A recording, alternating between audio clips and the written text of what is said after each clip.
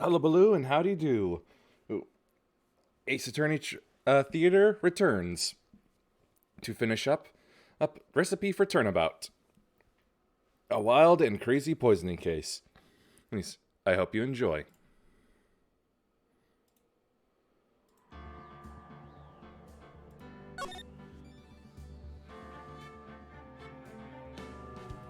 And there will be a pause for the ads once they happen.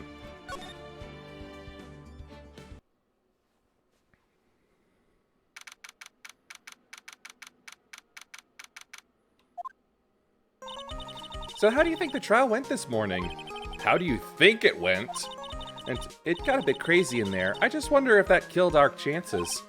Yeah, I guess it did get out of hand. Mr. Kudo's testimony did nothing to help us. Plus, now we don't even know the identity of the waitress who laced the coffee. All we know is what old Mr. Kudo saw, the apron straps and the ribbon. And that the victim was wearing an earpiece when his eardrum was ruptured. Talk about a terrifying case of contradictions. Time to play doctor and find ourselves a cure then, huh? Yeah!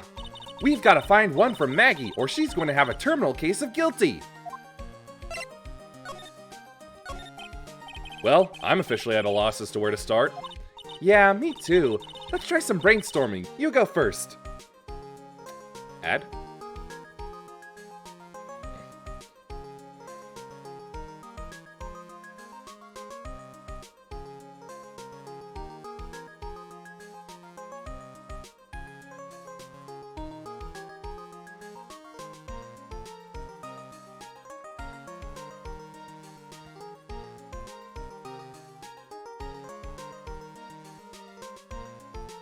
And continuing. I guess we should try to put Mr. Kudo's testimony to some sort of use. Yeah, that's true. And we need to figure out the identity of the waitress and who the victim really was. Somehow, I think the key to this case has got to be at Très Bien. Well then, let's go back there and check it out again. Oh, and we should drop in on Maggie and see how she's doing too. So, anything on your mind? Actually, there is something. I was wondering about Zin Yop, you know, like what he's like and stuff. Oh, yeah. I almost forgot about that guy. I oughta beat you so hard it'll feel like you was a smooch in the express train. Phoenix, right? You saying you Phoenix, right? 'Cause I'm Phoenix, right? The one and only! Actually, I've learned a little something about my doppelganger. Huh? You did? What did you find out?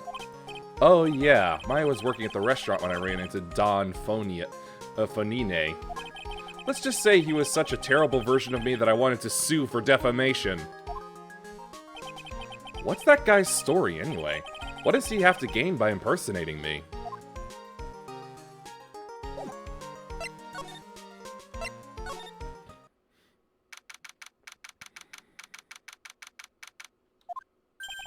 I guess Maggie's still in questioning. But we've got questions to ask her too! Maggie! Maggie! Keep it down, Maya. This isn't a playground, you know?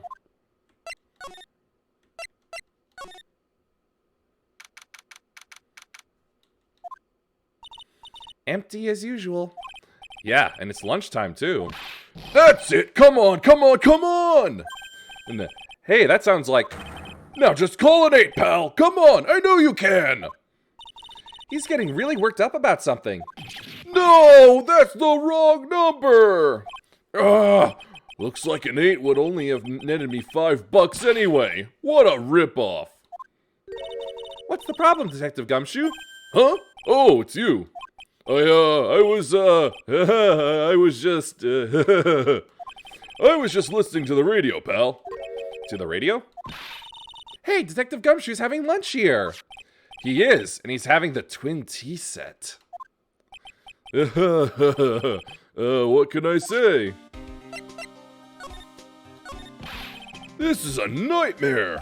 How am I supposed to look Maggie in the eye now, pal? You really drove her into a corner, you know. You always blow apart my testimony! Why, of all days, didn't you do it today? Sorry, there just weren't any holes in it, for once.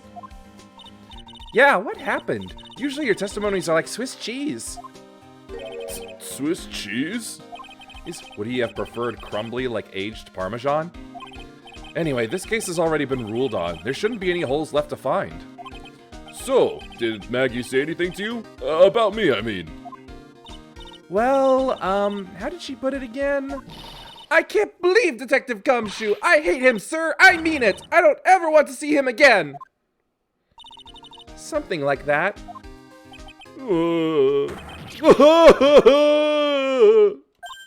But please, Detective Gumshoe, I didn't mean... Why? Why is this happening?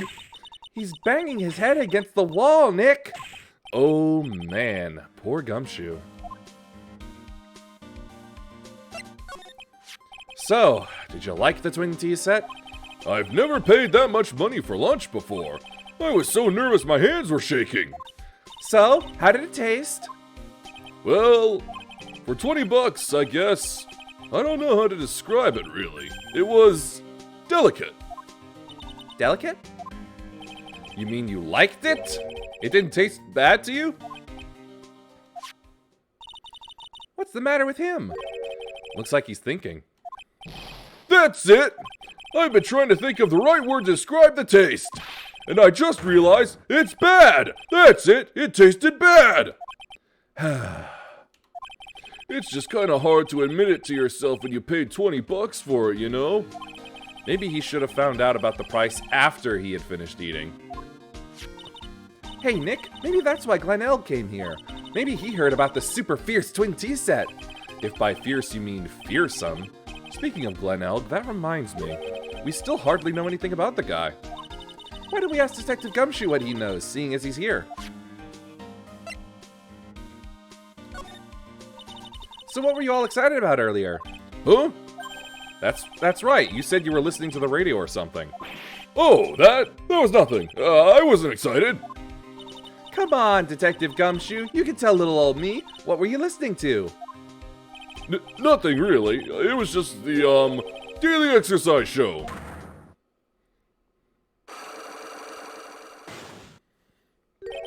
What the? A psyche lock? This lunch special's lobster sure is great. Then why are there tears in your eyes?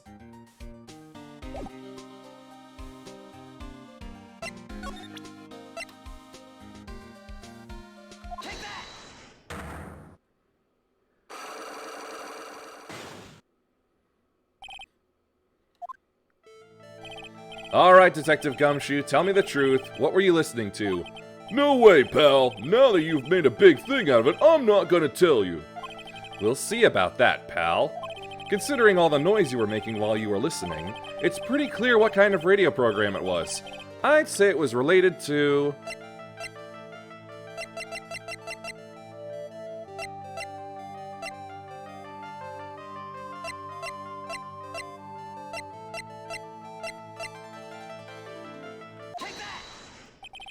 I'm right, aren't I?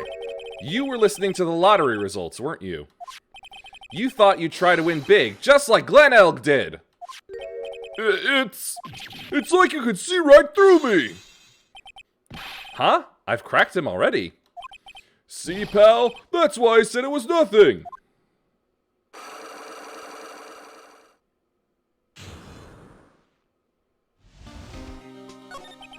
I'm usually pretty lucky, so I figured I'd give it a try.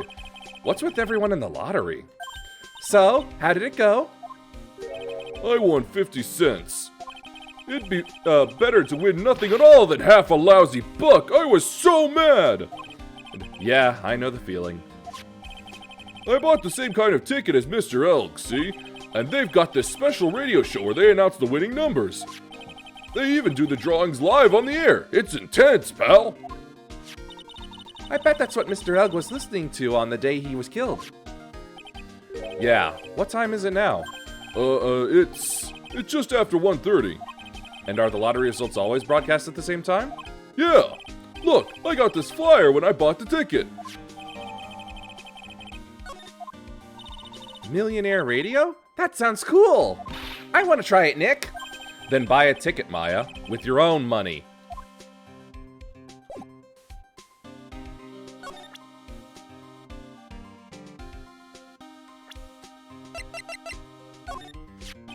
This guy was a real programming genius. They called him the walking computer at the place where he worked. What happens when he crashes, though? Does he just stop moving all of a sudden? He wasn't literally a computer, Maya. Anyway, there's nothing between Maggie and the victim. Yeah, that's what we found out yesterday, too. Hey, Detective Gumshoe, don't you have any information that's a bit more fun? Fun? Oh, I know. So, have you paid a visit to where Mr. Elg worked yet? You might as well. His workplace? Where's that? A computer firm called Blue Screens Inc., or something like that. Sounds like a real stable company. This could be fun, Nick. Let's go. Computers aren't really my thing, Maya. We'll be fine. I know all about that high-tech stuff. I wonder about that. It's just around the corner from this joint. You should take a look. A computer firm called Blue Screens Inc., huh?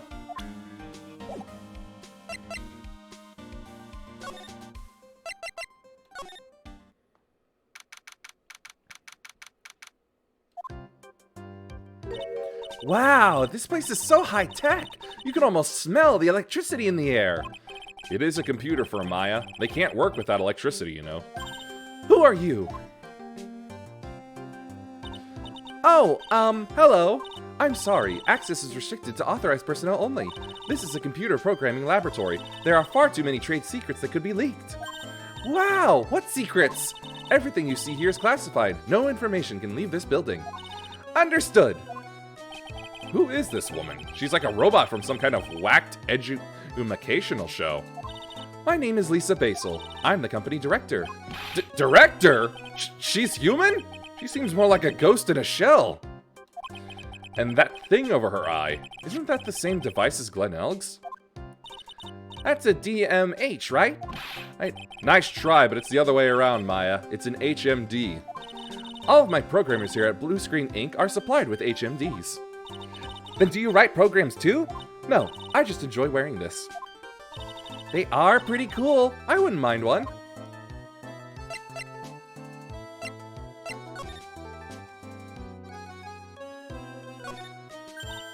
Whoa, look at this desk, Nick. What a mess.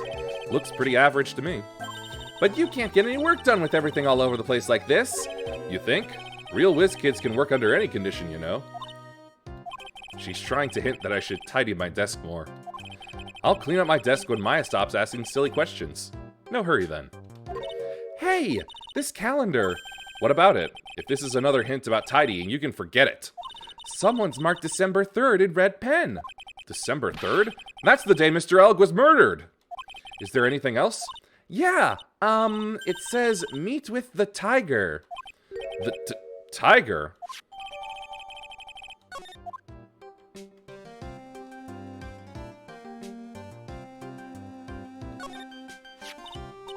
Wow, look at this mess. It looks like they're all betting tickets. What kind of betting tickets? For betting on which horse will win a given race. They're horse racing tickets. Oh, wow. His drawers are stuck full of these. Looks like they're all losing tickets, though. This many tickets would get you, what, $1 down at the recycling center? But I didn't know you were so hard up that you'd try to profit from the dead, Nick. I'm just taking them as evidence, Maya.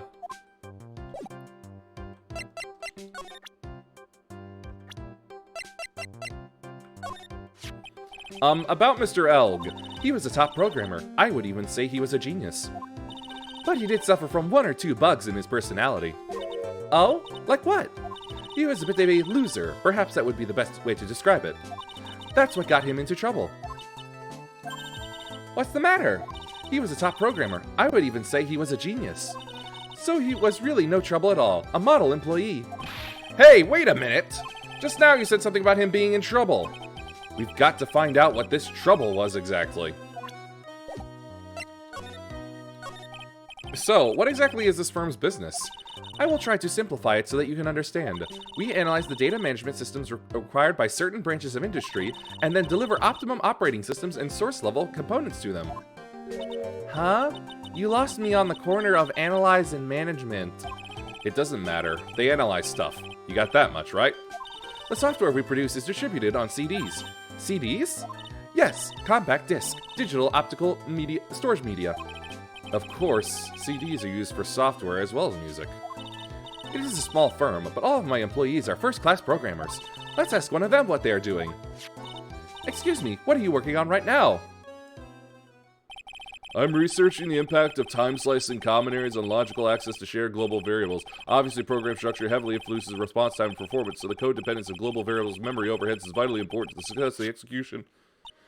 Well, you get the idea. This is the sort of thing we are involved in. Did you good people follow all of that?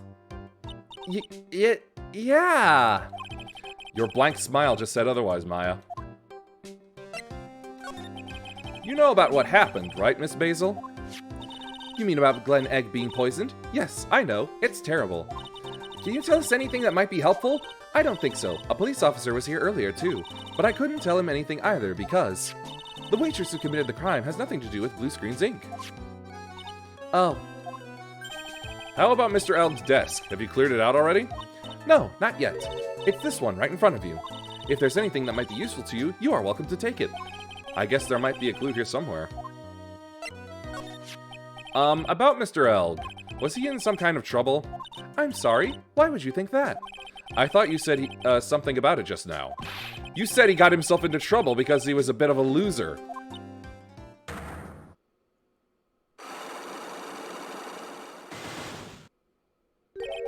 Three Psyche locks?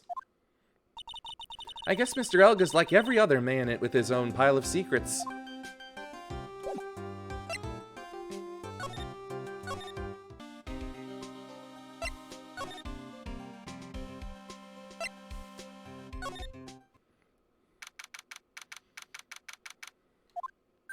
Huh?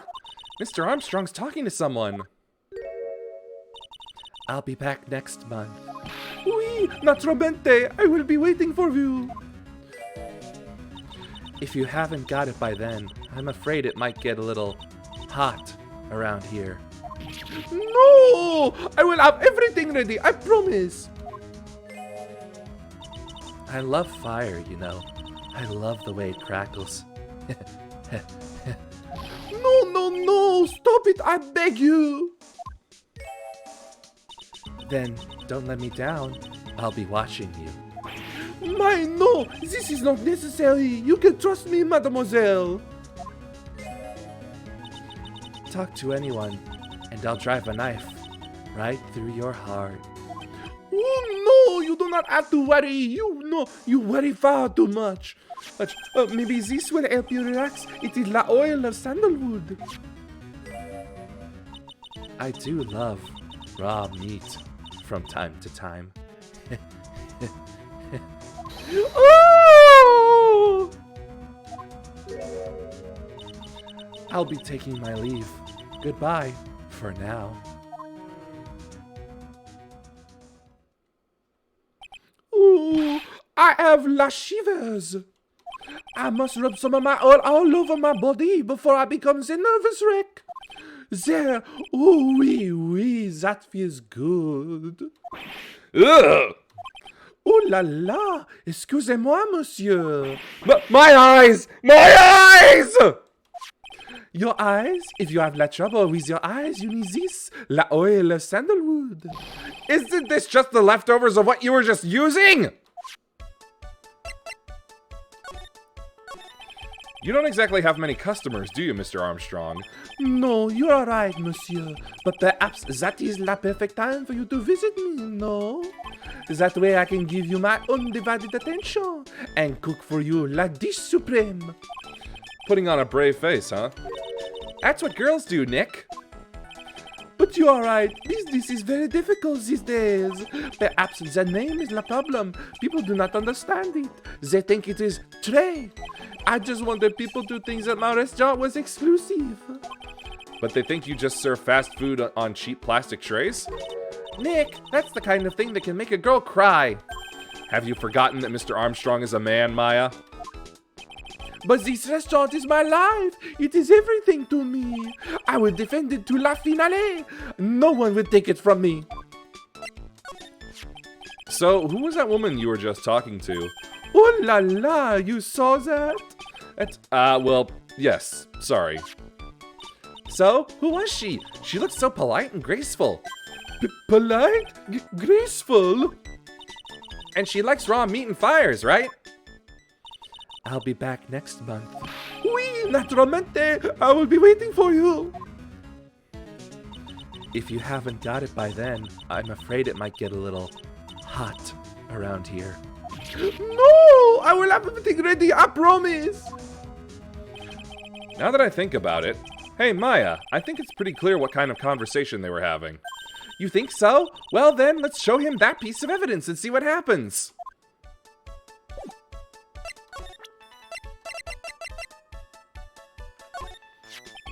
So long as that paper exists, I am but a delightful angel with la broken wings. An angel, huh? Doesn't bode well when you think about it. Oui, they keep harassing me month after month. In the end, I had to give in. I agreed to help them. Help them? With what? Ma bien sûr, if I did not owe them la money, I would have refused. But my hands were tied. Please, what did you agree to help them with? No, I cannot say. If I tell you that woman, she will slice me up and eat me with la salad garnish. Ew! I hope he doesn't mean that he'll literally be sliced up and served with garnish. I'm going to guess that woman has something to do with your loan contract. Am I right? Please, Mr. Armstrong, tell us about that woman. The woman who was here earlier, I take it that she's, Why has it come to this? What a tragedy. Suddenly, I found myself so deep in la dette. It is a sign of la bad, bad world we live in, oh? No, I'd say it's more of a sign of la bad culinary skills. The woman who was here, the scary woman, she is from la loan office. Loan office? Is that where you borrowed $500,000 from? Oui, tender lender, it is called. Catchy name. Just hearing makes me want to borrow some money. Please, you must not borrow. Nope. Please, you must not borrow from them. If you must, no more than $10. $10? Sounds like your whole monthly stipend, Maya. Hey, I get a bit more than that, thank you very much. So Tender Lender is the loan office you borrowed $500,000 from, huh? I wonder if they've got anything to do with this case. I am a weak woman. When I am upset, I have to buy something nice to cheer me up. Thanks to him loading me la money, I have to pay back $500,000 now. I am like his slave. I have to do everything that he tells me. Who's this he? La tiger. The tiger? Oui, he is la manager of the Tender Lender. A terrifying man, la big city mobster. When he shouts at me, my knees are trembling and his voice is ringing in my ears for 3 days. As soon as I hear the noise of the battered old scooter he rides, I start to cry. A big city mobster who rides a battered old scooter? Does this guy resemble me by any chance? Oh, no, no, no. This man has a presence, a most formidable personality. Although, oui, he does have la spiky hair just like you. Oui, there is a resemblance there, I suppose. Sounds like this loan office is worth checking out after all. If you want to visit the Tender Lender, it is just beyond Vitamin Square. Hey, Nick, if you need money, I can loan you some, as long as it's less than $3. Thanks for the offer. Just beyond Vitamin Square, huh?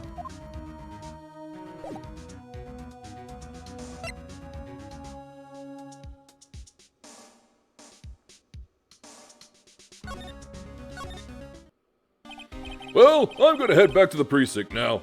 We've got a big meeting starting in a bit. About Maggie's case, you mean? No, that's pretty much wrapped up now.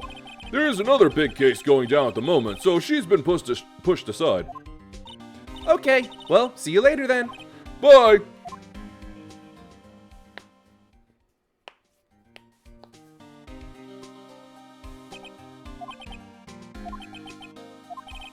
You better get going, detective, or you'll be late. Actually, I've kinda got a favor to ask. It's a big one. A favor? Yeah, it's for, Maggie, actually. I was kinda hoping... you'd give this to her for me. What is it? It's a lunchbox. I got up early so I could make it. I've been real worried about her. She looked like she'd lost a lot of weight.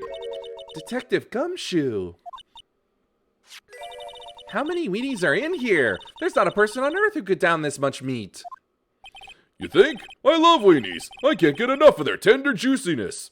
So will you give it to her? It took me ages to make, so please say you will, pal. I can't exactly say no, can I? Maybe I'll eat it myself if I get hungry. Don't forget, okay? I'm counting on you to give that to Maggie. He's finally gone.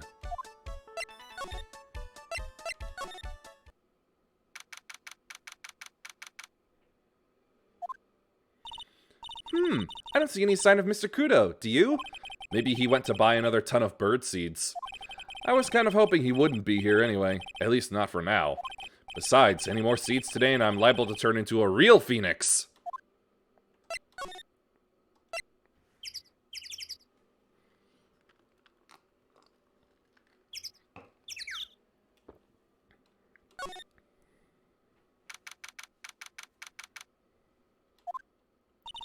This place gives off a really strange vibe, doesn't it? Looks like the tiger isn't in his lair. And that is, as they say, a very good thing. Welcome. Talk about a creepy voice. Makes your soul want to shrivel up and die. You're here to discuss a loan? No, not exactly. The manager is away at the moment. Wait quietly, please. She's gone! Just like that! I guess we'll just have to come back another time. But this is the perfect opportunity, Nick. This place reeks of suspicion. Come on, Nick. Let's take a look around, okay? Do you think it'd be okay? Hey, of course. No one will ever know. Coffee? Ah! I'll leave it here for you to enjoy. Quietly. Yes, thank you.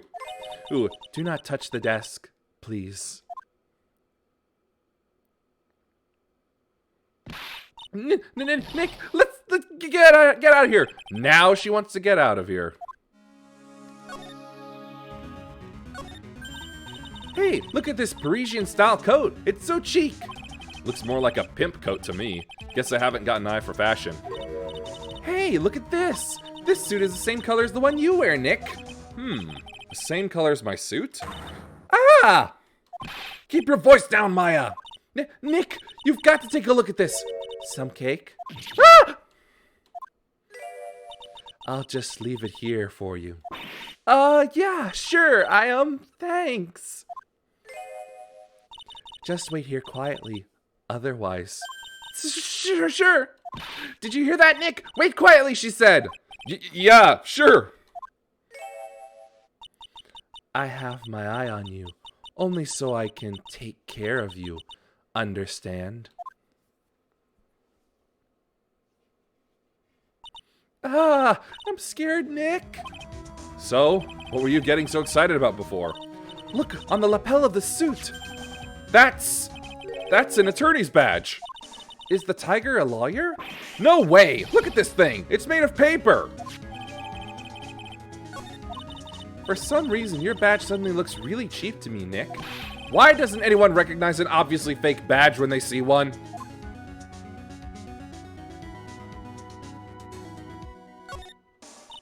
Let's see, this round doll thing is called a Daruma, I think.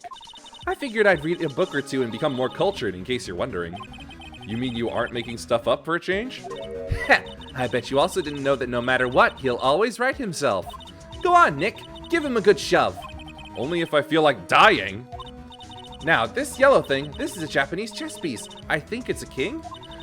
Not that I'm an expert or anything. I'm more of a reversey person, you know? Assuming she knows what she's talking about, these aren't exactly your typical mobster wannabe items. They're not trophies, are they? Hey! There's a piece of paper sticking out from under here. What is it? A repair bill? Looks like he did some repair work on his car. Does he even have one? $1,500 to replace a bumper and a light? That's insane! The car's registered to the Cadaverinis? Huh? So it's not even the tiger's car? Why would someone else's repair bill be in the tiger's office?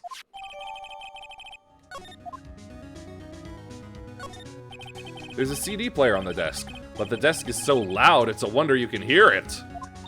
The lid's open. I wonder what kind of music the tiger's into. Have you finished the coffee? Ah! Yes, thanks, it was lovely. So, you drank it all?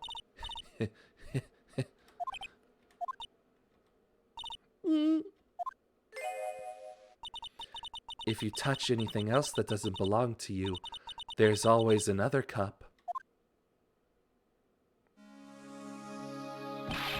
That coffee, it was laced with something. I'm almost sure of it. Nick, my stomach, it's killing me! Oh, wait, maybe it was just the burger I ate for breakfast. I sure hope so. We better take a look at that CD while we're still alive and have the chance. What the? What? It's not the Rocco soundtrack, is it? Claw of the Tiger? It's a demo CD. The artist's name has been handwritten on the disc in pen. MC Bomber. What? This must be the CD Maggie told us about. Let's listen to it. I bet it's heavy metal. No way! That woman will make us drink more coffee if we do.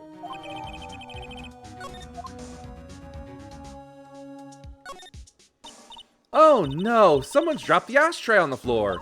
That's going to be a nightmare to clean up. Yeah, it's all over the rug and everything. I accidentally knocked over a really big space heater once. Cleaning up was such a pain. It was one of those super antiques where you have to burn a ton of charcoal. How did she manage to knock one of those over? Aren't they supposed to be super heavy? Oh, hey, there's a book of matches here too. Matches, huh? Places don't give those out much nowadays. Hey, wait a second! What is it? Look what's printed on its cover. It says Très bien. These matches could come in handy. We might be able to use them. Yeah, the pilot light for the office boiler keeps going out. Swing and a miss, Maya. Swing and a miss. Ah!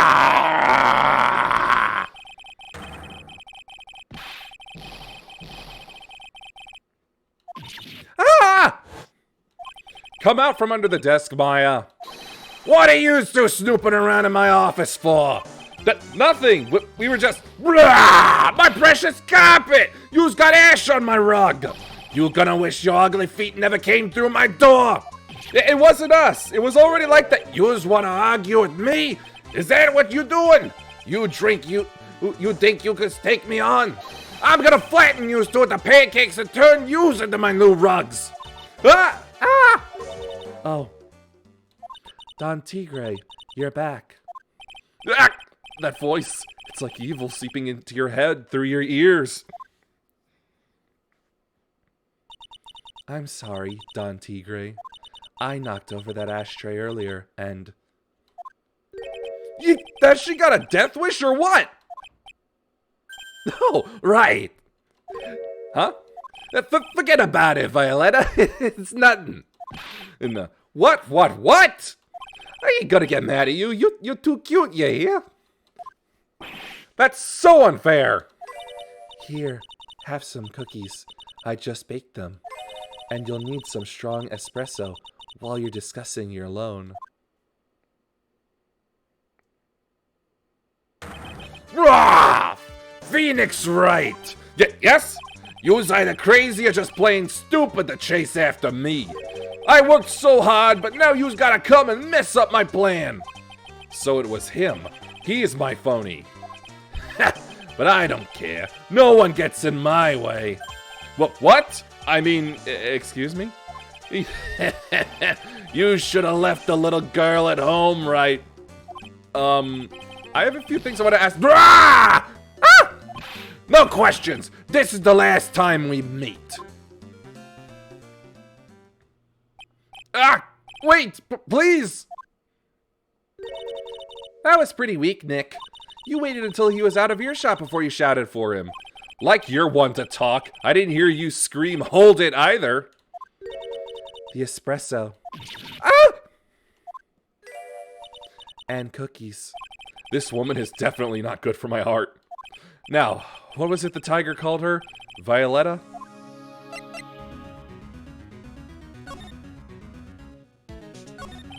So, I'm kind of curious about your company, Tender Lender. With the warm and friendly atmosphere you'd expect from a family-sized business, a conscientious rate of interest, and an attractive repayment policy, Why do I get the feeling this sentence is not going to end well?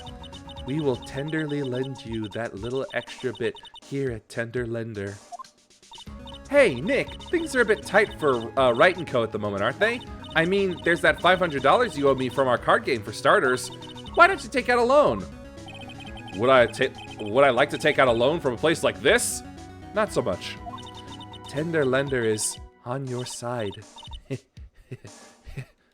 So, let's say I'm late with my repayment. What happens then? We'd give you more coffee. Strong coffee. Right. I think I'd rather skip town. Hey, just remember I can make strong coffee too, Nick. Strong tea as well. So, do you know about the incident we're investigating? What incident? Well, a man was poisoned in a restaurant just near here. That incident. Let me see. I was here that day with the manager, The manager being the tiger? Furio Tigre. Furio? Tigre? So that's where the tiger thing comes from. Zin Eop's got a real name. Nick, hurry up and find out more about him.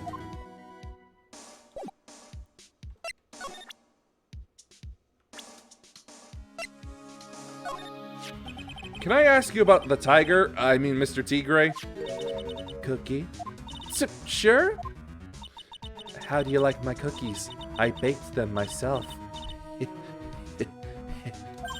Go ahead, Nick. The honor's all yours. No. Ladies first, Maya. No matter how I look at this, I just don't get it. What are the tiger and this scary girl doing working together? We are lovers. That's not exactly coming across in your tone of voice. And I owe Don Tigre my life. He's the one who saved me. The tiger saved you? Please address him properly as Don Tigre. Otherwise, I'll have to. Okay, Don Tigre. Of course, I'm sorry. He saved her life? I'd sure like to know how that happened. I'm very frail, you see. Just recently I died once. You died? About 4 months ago, the doctor said to abandon all hope. I guess they were expecting her to take a boat ride across the river Styx. But Don Tigre, he saved me. He gave up everything. Everything? When I found out what he had done for me, I was happy. Yeah, no offense, but I'm finding that a little hard to believe. I decided I'd pay him back with my life by serving him coffee and espresso. I still wonder about what's in her coffee. So, is that why you've got that bandage around your head? This? So what's the story with the bandage? They put it on after the operation. Operation? It's just a little injury. A little fatal injury. A fatal injury? Maya just suffered one herself by the sound of it. So that's the injury you were talking about before when you said you had died once?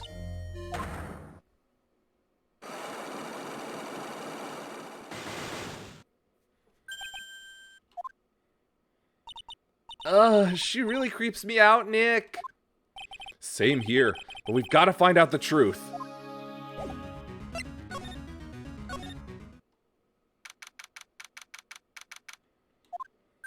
There he is! Old Sealy's back feeding the pigeons again. There! Take this! To end this! And get out of my park! Like I thought, he's really mad. Come on, Maya, just keep your head down and let's sneak away while we still can. What? Why? Hello, old man! What are you doing, Maya? Huh? Cat!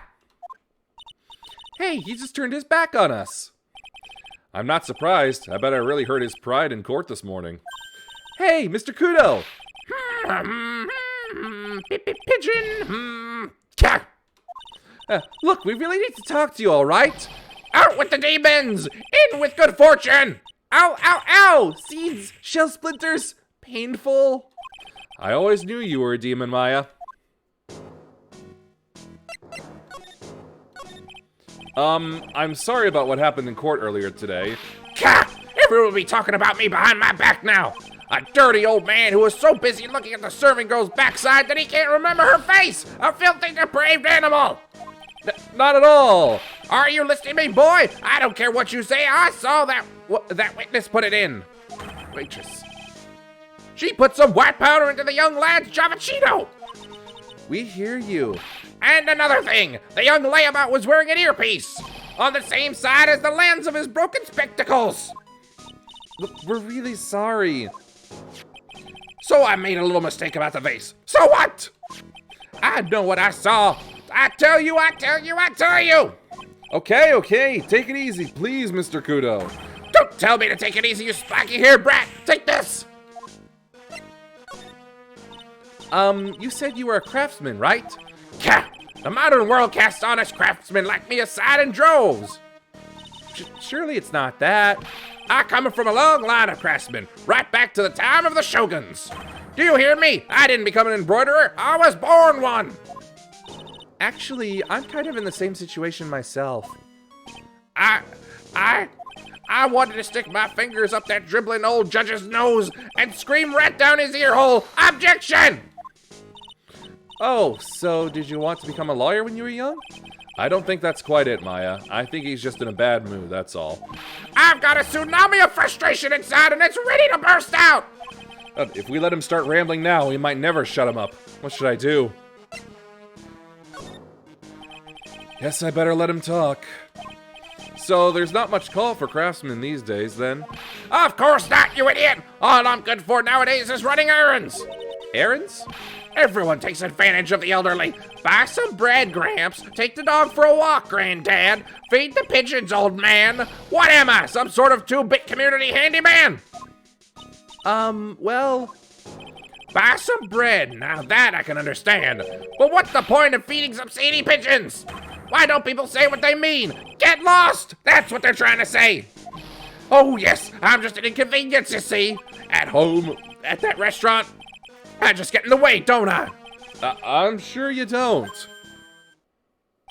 Wait a minute. What did he just say? At home and at that restaurant? Hold up. By restaurant, are you talking about Très Bien? Did you get asked to run an errand there too? Yes, I did. The very day that young brat was poisoned. What? So on the day of the incident, what were you asked to do? Glad you asked, boy, because I'll tell you what I was asked to do. All of a sudden, that young lad slumped over the table. The serving girl collapsed, and I broke that vase. It all happened so fast I was in a bit of a daze, you see. Then the owner shouted over to me, Excusez-moi, you call the police. Call them yourself, I should have said back, but I didn't think of it at the time. So, did you end up calling the police? Like I said, I was in a bit of a daze. Did you call them on your cell phone? Do I look like I'd have one of those newfangled thingamajigs? I went out looking for a payphone, of course. You went looking for one? I couldn't find one right away, you know. Wandered around for 5 minutes or so. But 5 minutes? So for 5 minutes after the incident happened... Yes, sirree. The owner was at Très Bien on his own. Why didn't you mention this in court this morning? Well, I would have if you'd given me the chance. But you all bullied me out of the courtroom. Thank you, Mr. Kudo. You've certainly earned your kudos for today. Wait a minute! If that's the case, there's more! I've got more to say! Oh, yes, I remember something else. Bailiff, escort the witness out of the courtroom.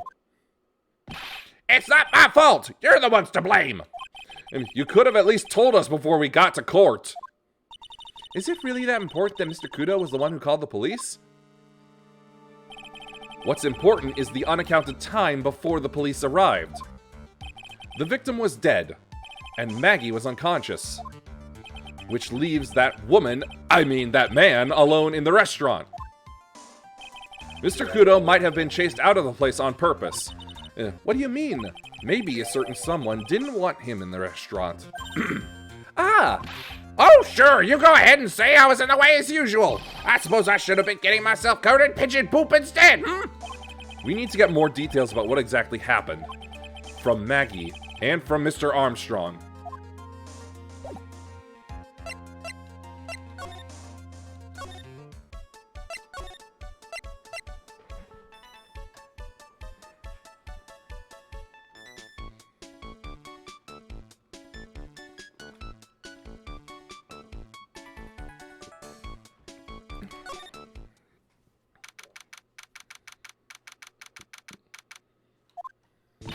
Oh, Mr. Wright! Hello, Maggie. So, they finished questioning you? Wasn't it just unbelievable in court today, sir? I'm going to stay up all night and blog about everything that happened. Weren't you scared? It was pretty touch and go in there. Yeah, but you totally nailed that old man. Well, he was all over the place with his testimony. He's not the only one. Huh? What do you mean? Everyone else's testimonies don't match up either. Not with what I remember of the incident, anyway. Is it possible she's the one misremembering things?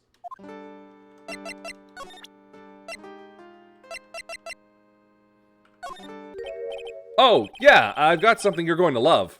Really? What is it? A lunchbox just for you. Here. Wow, a lunchbox. Weenies, too. I can't believe it. Thank you, sir. Did you make this just for me, Mr. Wright? Nah, it was Detective Gumshoe. Who else would make such a nice lunchbox for you? Detective Gumshoe? Ooh, he's really worried about you. Looks like he put a lot of effort into making this, too. I can't accept it. Detention center rules. No gifts allowed, sir. Hey, come on, Maggie. Don't be like that. The rules are the rules. They'll lock you up if you break them. Somehow, when the next cop turned waitress says that, it seems a whole lot scarier. And anyway, I hate weenies! Oh, really?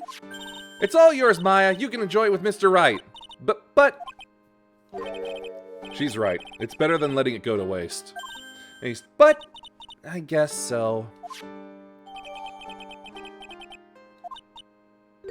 Well, how was it? That hit the spot. I love weenies.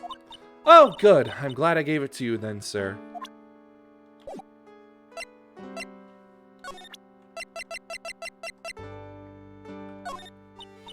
I feel much better after the trial this morning. I've been a bit of a courtroom and proceedings addict for years now.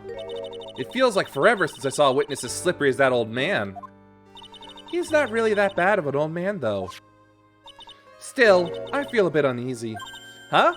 I thought you just said you felt much better. Maggie, if there's something on your mind, you've got to tell us. Especially if it has anything to do with Mr. Kudo or his testimony. Roger! I'll spill it all and see what you make of it.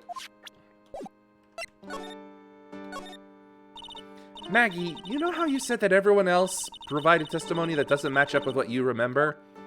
Yep, there are just so many things that don't seem to add up. The biggest contradiction is the other guy I saw at the victim's table. He was the one who slipped something into the victim's coffee. I'm sure it was him. But didn't Mr. Kudo testify earlier today that it was the waitress who put some white powder into the coffee cup? So you really think it was this disappearing man that did it? Well, he's not the only thing that disappeared. The CD vanished as well. You know, the CD with the writing on it. Oh, yeah, the MC Screwdriver album, right? It was MC Bomber, Maya. That name was scrawled on the sports paper as well. Well, they never did find that CD at the crime scene, sir. Or the victim's medication. That's gone missing too. Ouch, my head. This is getting way too complicated for me. You said that you passed out when the victim Glenn collapsed, right? Yes, it's so embarrassing. I mean, I used to be a cop. When I came to, the restaurant was buzzing with police. And before I knew what was going on, they arrested me, sir. So between the time the victim collapsed and the time the police arrived on the scene, you have no idea what went on at Très Bien? No, no idea at all. Why? Is it important, Mr. Wright? The other witness, the old man from the park, was pretty much chased out of the picture. Chased out of the picture? What do you mean? Old Seedy wasn't inside the restaurant because he was told to go call the police. Exactly, and you, Maggie, were unconscious. That means Mr. Armstrong was alone in the restaurant for a brief period of time. No! You don't think Mr. Armstrong set me up, do you? When you consider the facts, it's hard to imagine that Mr. Armstrong isn't involved in this at all. It's like the master biting the paw of the dog that it feeds. Are you sure about this, Mr. Wright? Well, the old man said as much when we spoke with him earlier. I don't know. The things that man says don't add up for some reason, sir. Maggie looks like she's trying to figure something out. Maybe we should ask Maggie exactly what she knows about old Seedy. Is there anything about Mr. Kudo's testimony that stood out as odd to you? Actually, yes. The fact that he was even testifying to begin with doesn't quite what? Well, when I took the coffee over to the victim's table, it's true that there was another customer in the restaurant. Yeah, we know that already. It was Victor Kudo. But I can't really say it was an old man. Okay, then how about calling him a really old, middle-aged man? No, age isn't the issue. The other customer was a woman. A woman? Are you sure, Maggie? Well, I'm not 100% sure, but I think so. So, what did this woman look like? She was sort of creepy. And she had a kind of cackling laugh. Creepy? Cackling? Why do I get the feeling I've come across a woman like that recently?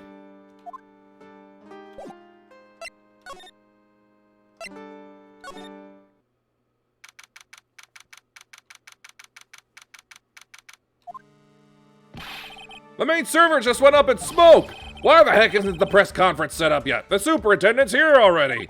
Yeah, and there's a problem with the internet too! I already told you to stop using your computer, Chief! But I'm watching videos online! I'm catching up on my Asian soap operas! It's gonna have to wait, Chief! I'm throwing the switch! No! Just when some young guy was just about to confess to his son's hot-to-trot girlfriend! Wow, this place is really buzzing. Something must be going down. Something really big. Huh? What are you doing here, pal? Oh, Detective Gumshoe! You can't be here right now. You'll be roped into the briefing if you stay. Huh? We've got big problems here today. Why? What's going on? It's a virus! A virus! A virus? There's a virus ripping through the precinct's computer system. But I really need to ask you some questions.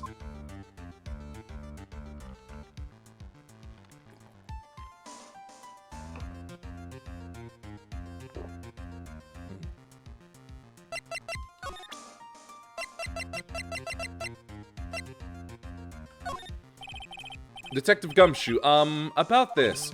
What? I'm trying to concentrate on Maggie and this virus right now, so I... Ah!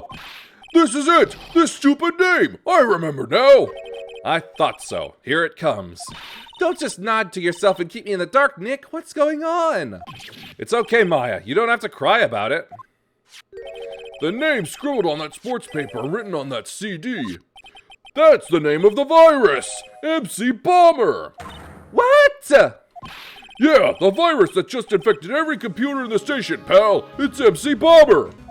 Can you give us any more details, please?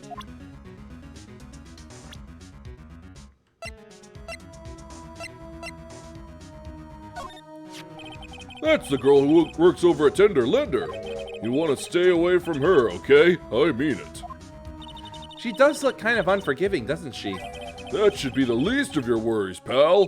What's that supposed to mean? What could be worse? Her name's Viola Cadaverini. She's the only granddaughter of Bruto Cadaverini. Bruto Cadaverini? Do you know who that is, Nick? Never heard of him. Bruto Cadaverini's the boss of the Cadaverini family. The Cadaverinis? That's one scary-sounding name. We can't touch them. They're way too powerful for the police. But you're thinking of taking them on, aren't you? No, I don't remember ever saying I was going to. I better get some more info out of Gumshoe about this family. I'm not sure if I really want to get involved in this, but who are the Cadaverinis? Who are they? A scary bunch of people, that's who. You're a cop and you're scared? What's that about? Trust me, it doesn't matter if you're a kid or a cop, these guys are scary. They've got some serious clout in the criminal underworld. We can't touch them. They've got too much moolah. Moolah? As in...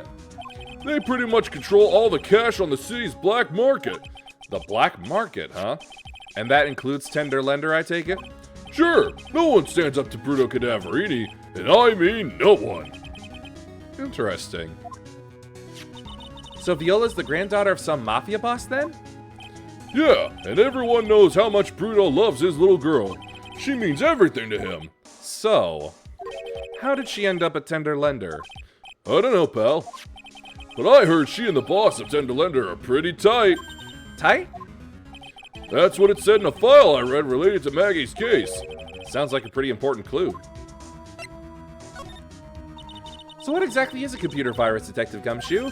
I don't know. What? Look, I just go with the flow, alright, pal? And here I thought detectives were supposed to be somewhat knowledgeable. What's with that face, pal? You think you know what a virus is? Well, Nick, do you? A computer virus? Sure. I mean, only in simple terms, of course. Really? Wow, you know everything, Professor Nick. Yeah, I'm gonna call you Dr. Wright from now on. Hey, that sounds pretty cool. Don't you agree, Dr. Wright? Why do I get the feeling they're making fun of me? Okay, fine. I'm no expert, but I can at least explain the basics to the two of you. A virus is a program that gets inside a computer and causes damage. Damage? You mean it makes the machine go boom and explode? No, the damage is, well, it's all internal. So the inside goes boom, right? Imagine all the case data you've got stored on your PCs here in the station. A virus could wipe out all that. That's the kind of damage I'm talking about. Whoa, that's scary. Yeah, and what's even more scary is that viruses are infectious. Infectious? Most computers are connected together on a network, right? A virus can move from one machine to another over the network, so the virus just keeps spreading faster and faster. Just like a real virus, huh? But Nick, why would anyone want to make a program like that? Yeah, it takes ages to type in all that data. Why would you want to destroy it, pal? No, people don't infect their own machines. They send the virus to someone else's. What? That's horrible! Oh, I get it. It's like you sneezing on Mr. Godot so he catches a cold. Right! Then he wouldn't be able to turn up in court because he'd be too sick. You really shouldn't do stuff like that, Nick. It's wrong. Who? What? Where? When and why did the conversation jump to talking about me? Anyway, that's what a computer virus is. A bad program that causes damage. And all the different viruses have names, right? I kind of feel like I've heard the name of the virus we caught somewhere before. The name of the virus, huh? I feel like I've heard of it before, too. We already knew about the MC Bomber virus from a while back. A group of criminals issued a series of demands to the head honchos of law enforcement. They threatened to release the virus if their demands weren't met. Who are they? I don't know. Some hotshots from the criminal underworld would be my guess. And now the virus has been released, huh? Yeah, it's in every computer and every public office in the city. Everyone's going nuts. They're hopping around like they are dancing at a carnival. All this stuff with criminals and viruses, it almost feels like we're in a sci-fi movie. Apparently the programmer who made the virus was a real genius or something. The focus right now is on tracing the root of this virus on the black market. You mean someone put this virus up for sale? Yeah, and because this one's so powerful, they're estimating its price tag was in the millions of dollars, pal. In the millions? A virus can be worth that much? Ah, I can't believe it! I almost forgot the most important thing! And that is... You know, the lunchbox! How did everything go? Lunchbox? You remember the weenies? I hate weenies! Oh, yeah, those weenies. So, how did my weenies taste when they went down the hatch? Huh? Well, it was... delicious. Yeah? That's what she said? Really? Well, not exactly. Don't worry about it, pal. I figured something would happen, so I came prepared. Prepared? What do you mean? I made a jumbo lunchbox. Oh, Do me a favor again, huh, pal, and deliver this. this sure is a heavy burden, in more ways than one. I could just imagine Maggie's little eyes sparkling with joy when you bring her that. Weenies again, Nick? Tell me we don't have to eat all these too. I really can't eat any more.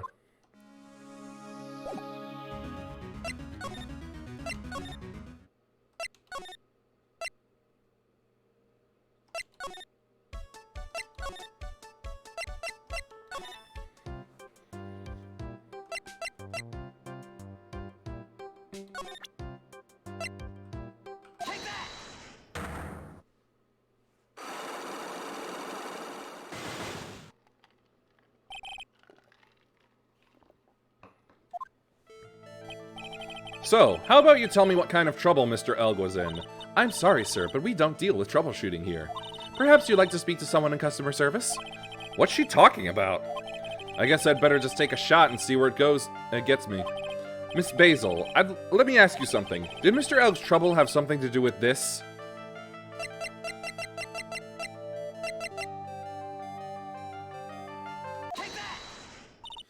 What is that?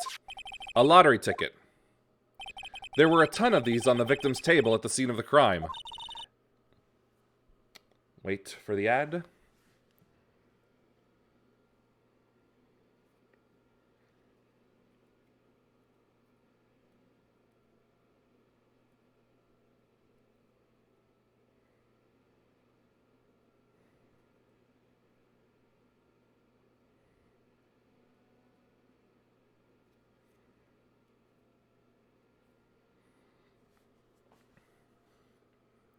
And what is the relevance of that?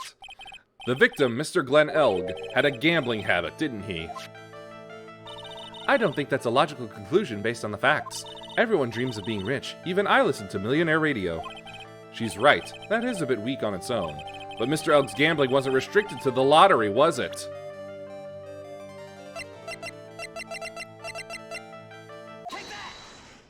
The lottery, horse racing, he bought a lot of tickets and lost a lot of times. That's got to have hurt his wallet pretty bad, don't you think? Maybe bad enough to be the cause of some pretty serious trouble, perhaps? No! Ooh, you are right. Glenn did have a gambling habit. You good people must not follow his example, do you understand? Trust me, even if I wanted to, I don't exactly have the money to buy any. But if you win, there's no problem, is there? And Glenn had a winning ticket, didn't he? For $500,000. Yeah, but it's hard to imagine how he could have been in trouble then, isn't it? It's true that Mr. Elg won $500,000 in the end. But that was his first stroke of good luck. He was in deep trouble before that. Deep trouble? What do you mean? Mr. Elg's real problem was with someone or something more terrifying and ferocious.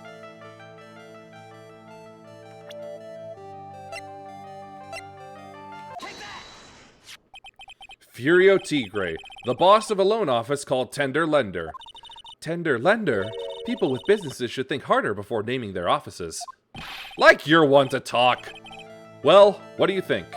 Our firm is doing very well at the moment. I don't think we need to borrow money. No, no, no! I mean about Mr. Elg. You think Glenn had something to do with this Furio Tigre? Yes. I'm sorry, I don't know of any connection between the two of them. Really? Because I've got proof that Mr. Elg and the tiger knew each other.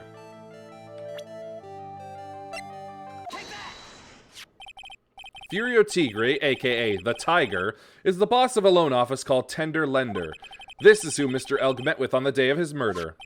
And the only thing a loan shark would talk with him about would be his debt. No! It is true that Glenn had racked up quite a bit of debt from his gambling habit. About $100,000, I think. $100,000? Ouch. But I heard he won the lottery, so he should have been in the clear. Shame Maggie couldn't get a bit of that good luck. Okay, so the guy got lucky and won the lottery. But what if he hadn't won? What was his plan then? Well, this isn't easy to say, but he said he would use his talents to repay the money. His talents? I suspect he was talking about programming. What computer program is worth $100,000? Perhaps you good people should leave so I can get back to my work. I'm so close to cracking her. The program in question, was it by any chance this?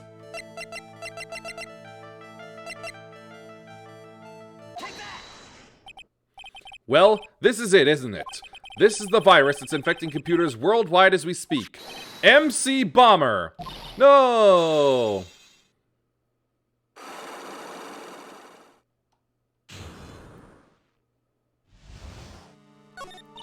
Glenn's head had more processing power than any computer, but it had been infected with a gambling virus.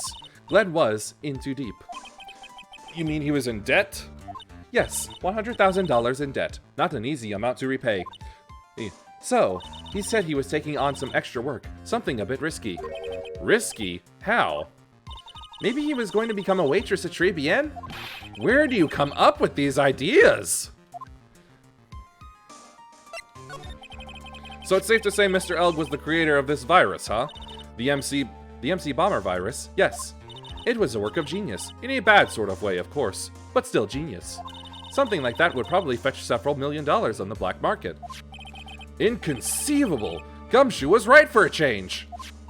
This date, December 3rd, that is marked on his calendar. That was his deadline for repaying his debts. I guess we won't be needing these horse racing tickets anymore. Use the trash can, Nick!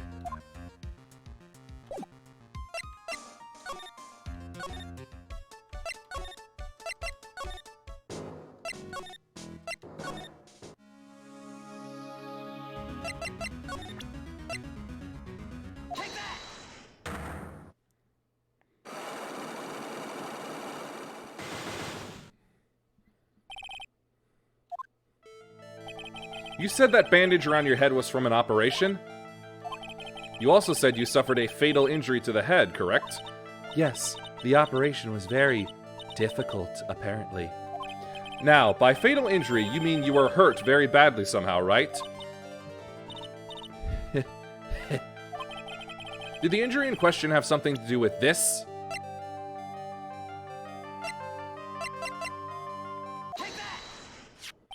I have here a car repair bill. From this, it seems pretty obvious that this car was involved in an accident. Let me see that. This bill is made out to the Cadaverinis. Yes, it is. I don't think I ever introduced myself. Tell me, what do the Cadaverinis have to do with me? Something tells me she's not about to say hi and introduce herself. Alright then. Your relationship with the Cadaverinis is very strong, and this is why.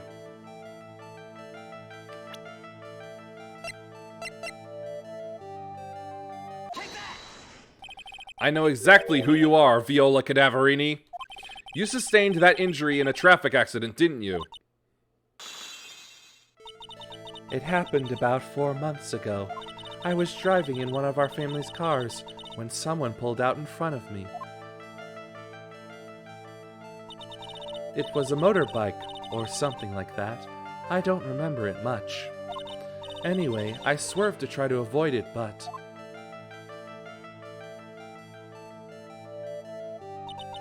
I took a blow to the head.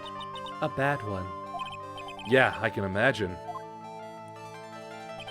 So what happened to the person on the bike?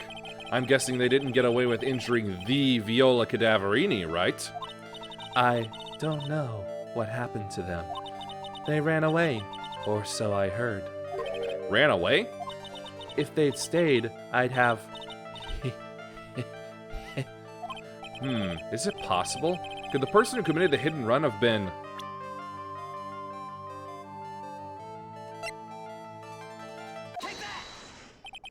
It was this man, wasn't it? He was the cause of your accident.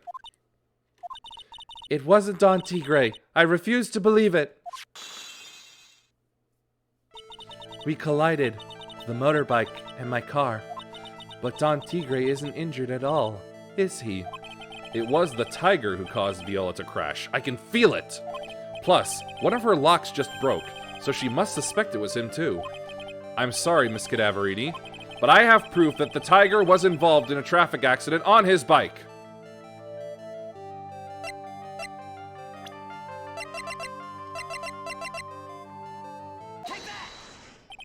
It's not exactly a motorbike, but Mr. Tigre rides around on a scooter, doesn't he?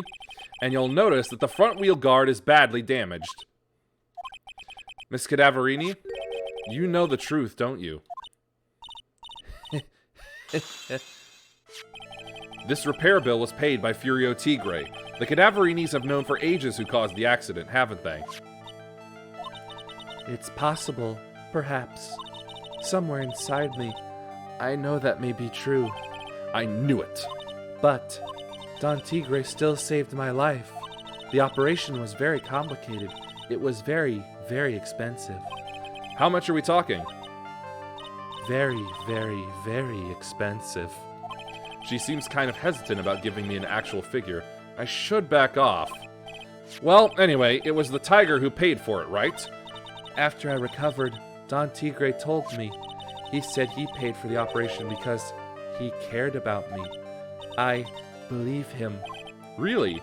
But do you honestly believe that to be true? Do you want to know what I think? I think the reason he paid for the operation wasn't because of you, but someone else.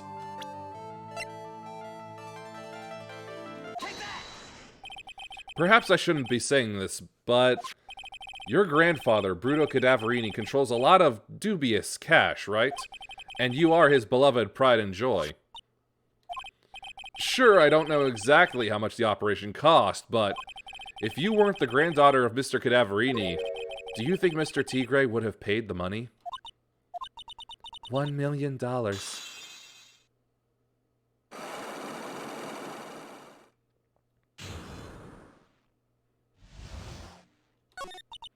Four months ago, I was in a traffic accident. That's why I needed the operation. When I woke up, they told me it was nothing serious. A simple procedure. Oh, really? Well, I guess if she recovered in 4 months, it couldn't have been too big. They said the operation cost $1 million. $1 million bucks? My grandfather ordered Don Tigre to pay $1 million in compensation. Compensation, huh? It's underworld lingo for paying money to settle a score. Basically, pay or get into some serious trouble. But $1 million bucks? This has to be related to our poisoning case somehow. I wanted to believe him. I wanted to trust what Don Tigre said. He said it had nothing to do with my grandfather being Bruto Cadaverini. I wanted to believe he helped me because he cared about me, not because my grandfather. But I knew that wasn't really true. Wow, I'm so sorry. What he did to get the money was evil. He said it was all for me, so I helped him. You helped him? In what way? Here, take these. What are these? Medical papers. I'm Bruto Cadaverini's granddaughter. He had to pay compensation. He was made an offer he simply couldn't refuse.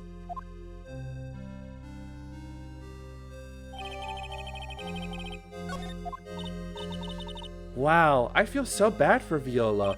It's inexcusable. Huh? There are two things that I consider inexcusable. Poisoning and betrayal. Only a coward would hurt people using either of these tactics. Is everything all right, Nick? We should get going. Right after we finish our espresso. Yeah. I won't need to convince Viola of anything else, so I guess I can get rid of this.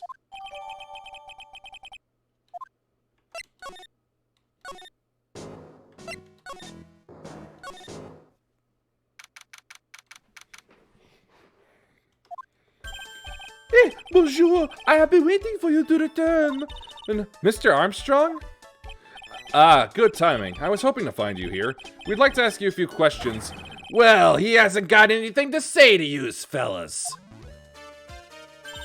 Ah, it's Zinnia!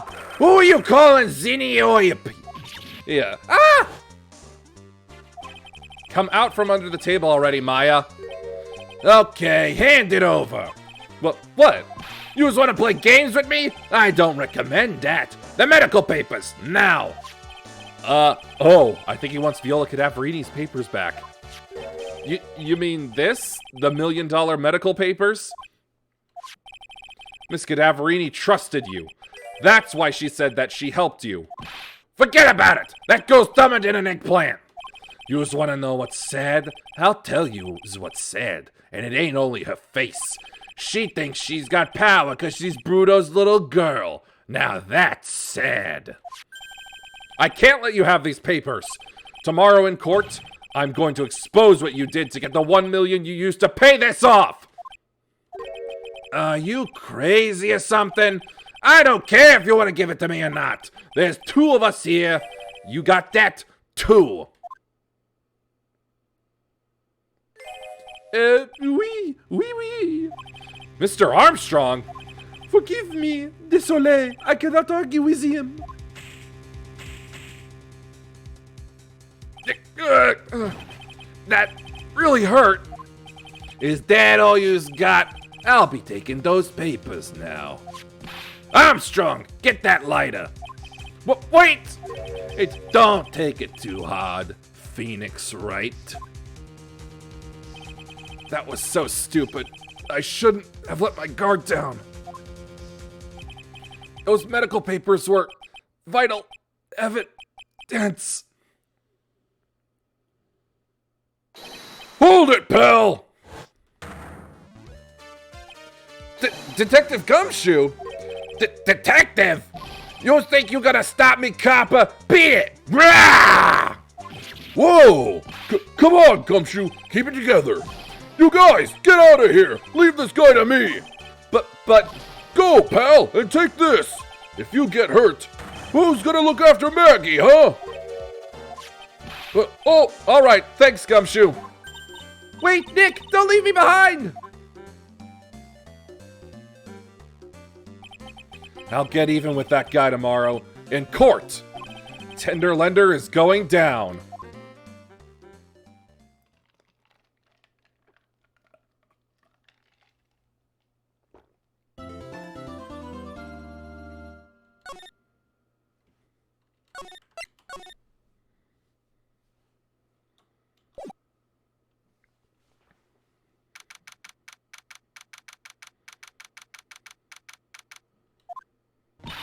Good morning, Mr. Wright.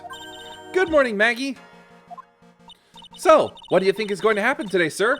Yesterday's session didn't go so well and ended on a giant mystery. That's true, and we still haven't solved a single part of it yet. Are you okay, Nick? Huh? Oh, yeah, of course. I saw that little flash of doubt in your eyes. No, that wasn't doubt. That was, determination. Why don't I believe you? Ooh, it's nearly time, Maggie. You'd better get going to the defendant's seat. Roger, don't let me down, Mr. Wright. I'm counting on you. Hey, pal! Hey, Detective Gumshoe. Quit stressing Maggie out. She doesn't need that. How did you know she was stressed? I was watching through the doorway. Hey, oh. You look like you lost the case already. Show a bit of confidence, will you, pal? Here, maybe this'll help. Huh? Have you taken up aromatherapy too? Not in a million years, pal. Don't tell me that you don't remember this thing. Come to think of it, that doesn't look like one of those aromatherapy bottles. This is the small bottle that turned up in Trabian's kitchen a couple of days ago. Wow, look at all these little bottles. Oh, they're aromatherapy oils. He's got so many, they're overflowing onto the floor. Hey, wait a minute. There's one bottle that's different from all the others. Well, what do you know? And it doesn't have a label either. And it doesn't smell. We finally got the analysis results back from the lab. So, what is it? Is it the poison? I'm afraid not, pal. It's medication. Medication? Yeah, for ears. Topical use only, apparently. For ears? You mean... Yeah, it's the medication Glenn Elg was using for his ruptured eardrum. What was Glenn Elg's ear medicine doing in the kitchen? What about the unidentified fingerprints? Anything on that? Someone screwed up, so they only had time to analyze the contents of the bottle. Another hour and they might have gotten something on the prints, but... That's going to weaken its impact as a piece of evidence. Okay, pal, this is it. Make sure your defense is impregnable today. Got it? Today's trial, I'm gonna expose that guy for what he's done, or my name isn't Phoenix Wright!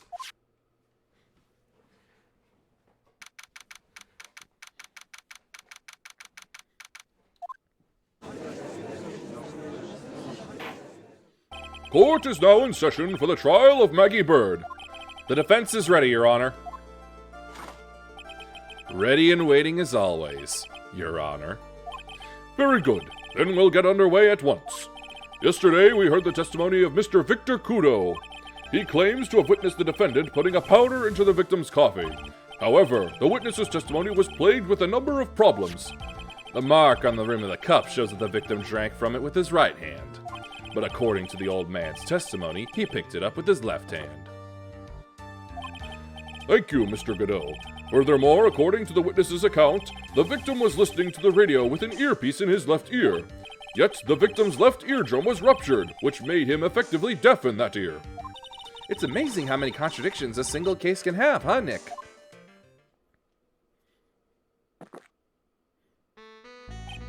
Ha! Allow me to enlighten you, Your Honor. The world, you see, keeps turning, and we must turn with it. You've lost me already, Mr. Godot. Don't let the mysteries of yesterday mystify you today. Only losers think like that. You've got to change with the times. That's one of my rules.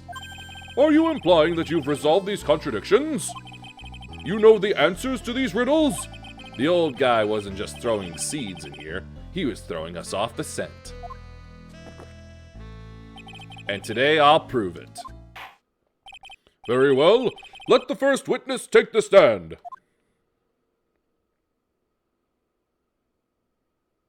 And you are? Oh, bonjour, everyone. I am Jean Armstrong, the owner and head chef of La Trébienne restaurant. Enchanté. Forgive me for asking, witness, but are you a woman?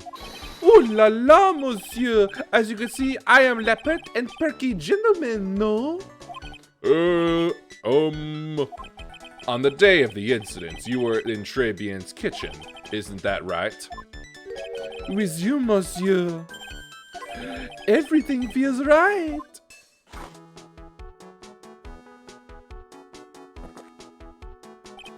Ha! Wow, he's totally unfazed. Doesn't anything intimidate this guy? Very well. Your testimony, please, witness. Please tell the court what happened that day at Trébienne. Oui, volontiers.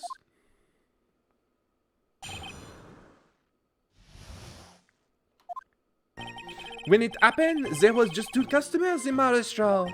I remember I was experimenting with some new art deco that day. Like having a large mirror between la tables, for example. Oui, perhaps that is what la old man was looking at. La cup, la earpiece, and la glasses. He would have seen everything in reverse, no? Mirror! Oui, un grand mirror. La most enormous mirror. And suddenly, the mystery disappears. Like I said, the world keeps turning, so roll with it. That would explain the coffee cup and the earpiece conundrum. The mirror would have made everything appear back to front. What the heck? It's way too early in the morning for this to be happening to me. Now then, Mr. Wright, you may begin your cross-examination.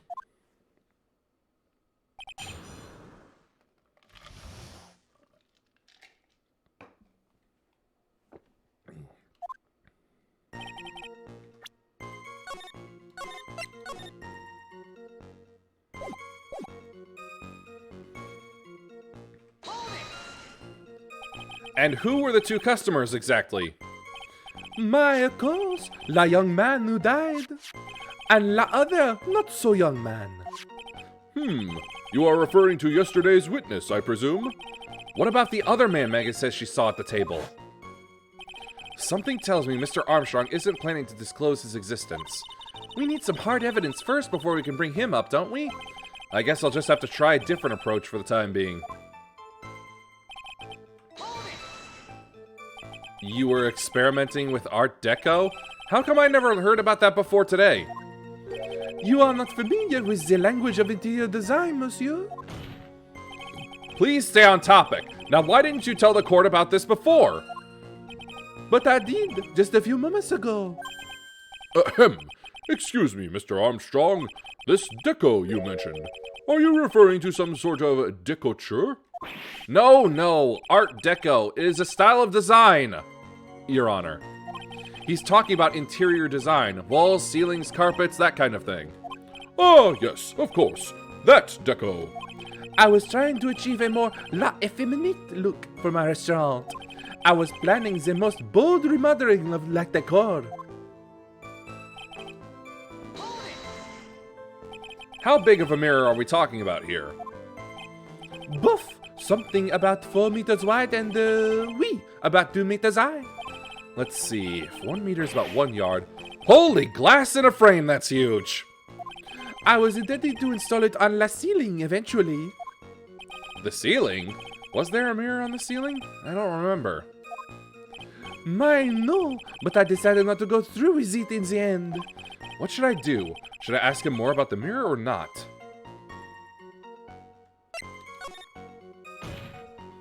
If you really had such a large mirror in the restaurant, someone would have noticed it. But there's nothing about a mirror in Mr. Kudo or Maggie Bird's testimonies. But... Objection! You didn't ask, trite. You only have yourself to blame for such sloppy work. What? A mirror was delivered to Trebien the day before the incident. Really? As Mr. Armstrong testified, he was carrying out some design changes. And as it turned out, he didn't actually use the mirror in the end. This just doesn't add up. Even if a mirror was delivered to Trebien, it doesn't prove that it was in the restaurant on the day of the crime. Ha! If you want to doubt someone, trite, look in the mirror. I'm sure the person looking back at you will be dubious enough. So the witness yesterday had seen the victim reflected in a mirror. Normally, I'd expect people to know the difference between a reflection and a real object. Normally? How does normality come into this? That's lame, trite, even for you. Huh? Are you trying to say that if something isn't normal, it isn't possible? Is that it? Where does that leave the pork-you-headed lawyer and the top-knot chick over there? And the ungodly cool guy with the mask over here? Well, trite. Ah! Not the hair! I do not have a top knot! Mr. Godot is correct. A lack of normality is no basis for discounting an argument. Bien, logic as one la day.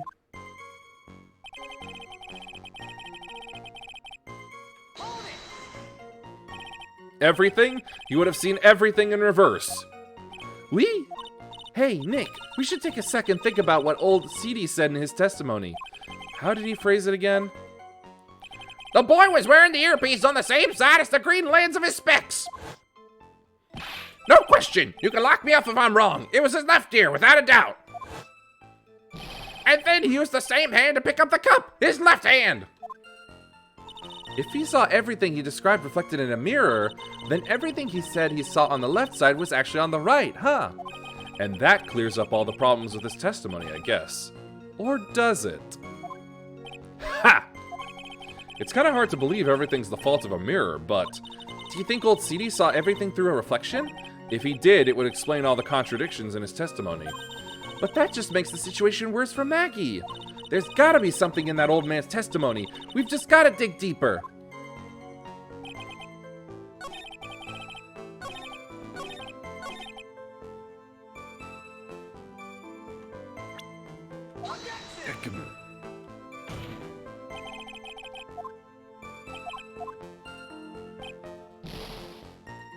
I hate my fingers sometimes.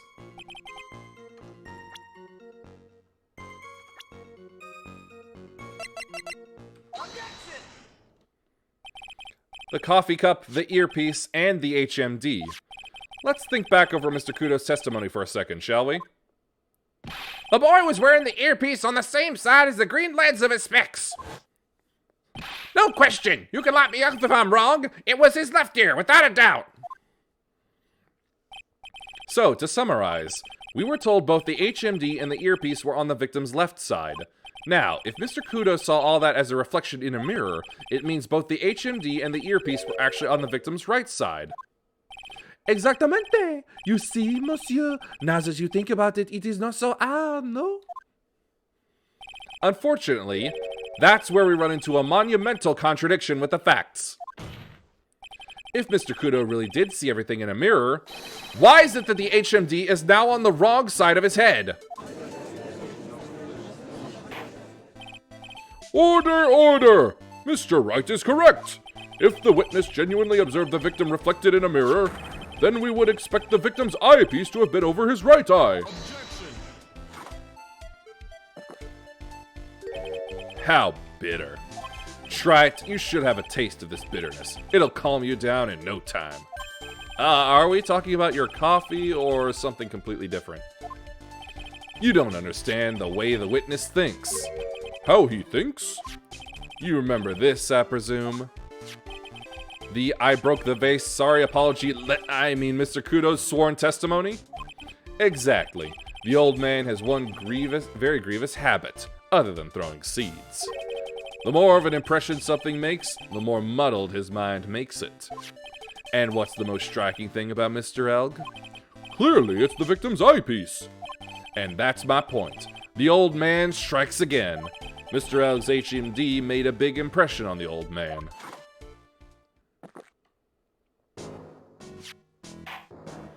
I saw the earpiece and those newfangled spectacles he was wearing. Oh yes, they were both on his left ear. Do you hear? His left ear. Ha! Well, Trite. Ugh. That's the worst but best impression of Mr. Kudo ever. Wow, I really thought he was old CD for a minute there. Godot's good. Enough! I must agree that yesterday's witness was irresponsibly rash in much of his testimony. Bad luck, Nick. Looks like the boil of a contradiction you found is just a rash. A mirror can't be beaten by a handful of seeds, nor can it lie. So, what exactly was the old man looking at? Fill us in, Mr. Armstrong. Go on, tell the court. We're all ears. Oui, I can explain. Please, if you will look at la plans of la restaurant.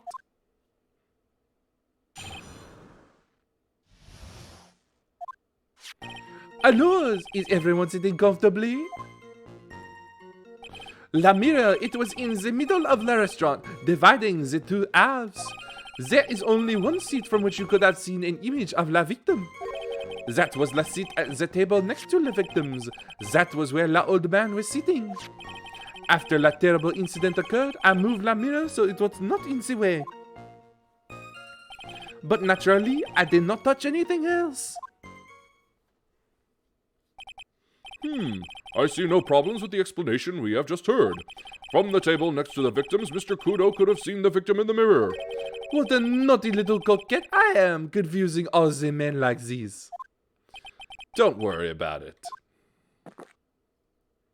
We can keep up, except for the guy breaking out in a cold sweat over there again. Ah, I hate that guy. You said you didn't touch anything else apart from the mirror. Are you quite sure about that? Volunteers, of course. Very well. Mr. Wright, your cross-examination, if you please.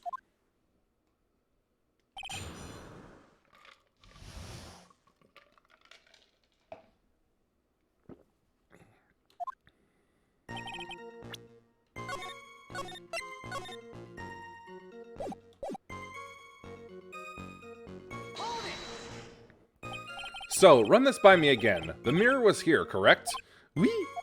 We? Really? Because I know if I were you, I wouldn't have put a mirror there. It would be in the way. Objection. Look who's talking, Trite. Huh? You're obstructing my view, among other things. But this is my seat in the courtroom. Trebian's charm is that it gives you the impression that you're the only customer. Temporarily placing a mirror in that spot would hardly be in the way. Unlike you, trite. I tell you, monsieur, la mirror was there in the middle of la restaurant. And where would that be? Oh la la, look how you lean towards me. I always attract the younger boys. Maybe I should keep you in suspense a little longer. Mr. Armstrong, tell the court what you know at once. I attract the older ones too, you know, handsome. Shall I tease you too?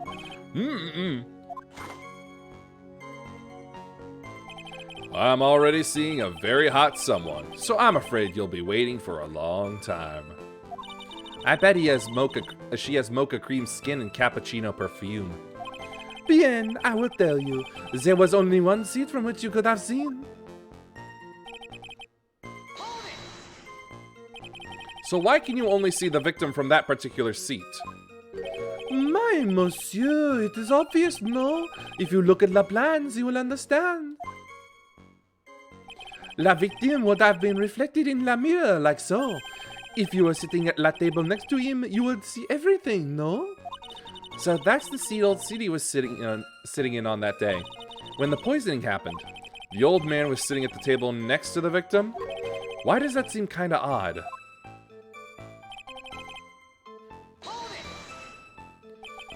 Did you move the mirror while Mr. Kudo was off calling the police? Oui, exactamente. I carried it out of la restaurant then. You moved a huge mirror like that all by yourself? What can I say? I know how to pick things up, handsome. Godo actually laughed at something. Well, given the witness's physique, I suppose it is possible. Did you move anything else from the crime scene, Mr. Armstrong? I look like the obliging type, no?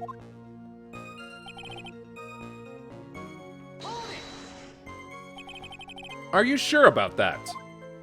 I touched nothing except la mirror. Mr. Wright, is there something the witness has said that doesn't match the crime scene?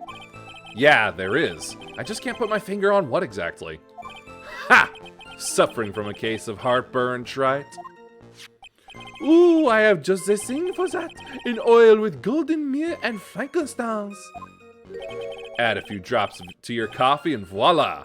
Enjoy. Focus, Phoenix. Breathe. I need to ignore those two and just find some evidence. It is pretty strange though, isn't it? I mean, nobody mentioned anything about a really large mirror.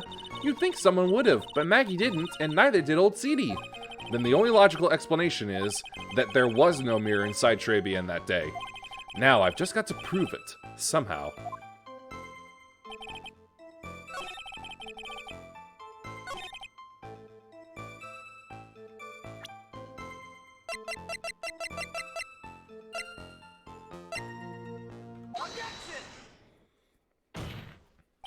This piece of evidence contradicts with the testimony we have heard, Your Honor.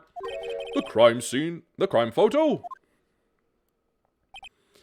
Yes, this photo clearly shows something that theoretically should not exist. What on earth do you mean by that, Mr. Wright? Should not exist? Ha! Sounds like you're describing yourself, trite. Now then, if the defense would please clarify its statement. What is the something that should not exist in this photo?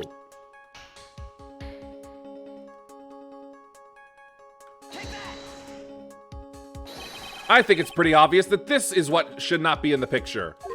The vase? What possible connection does that have with this witness's testimony? Your Honor, I'm telling you that there should have been no vase on this table. Because it very clearly contradicts with this piece of evidence.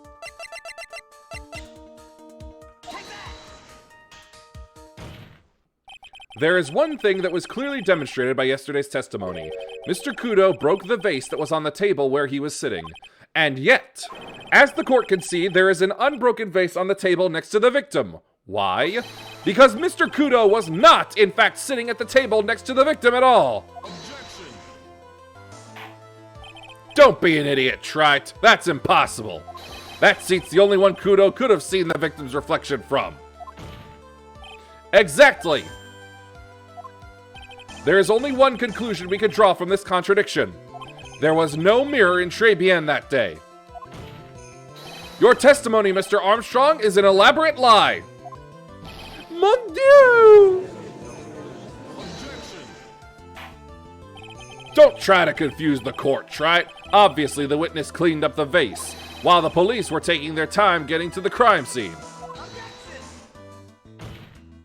Unfortunately, Mr. Godot, that doesn't quite work for me. Mr. Armstrong already testified to the contrary. In his own words, I did not touch anything else except the mirror.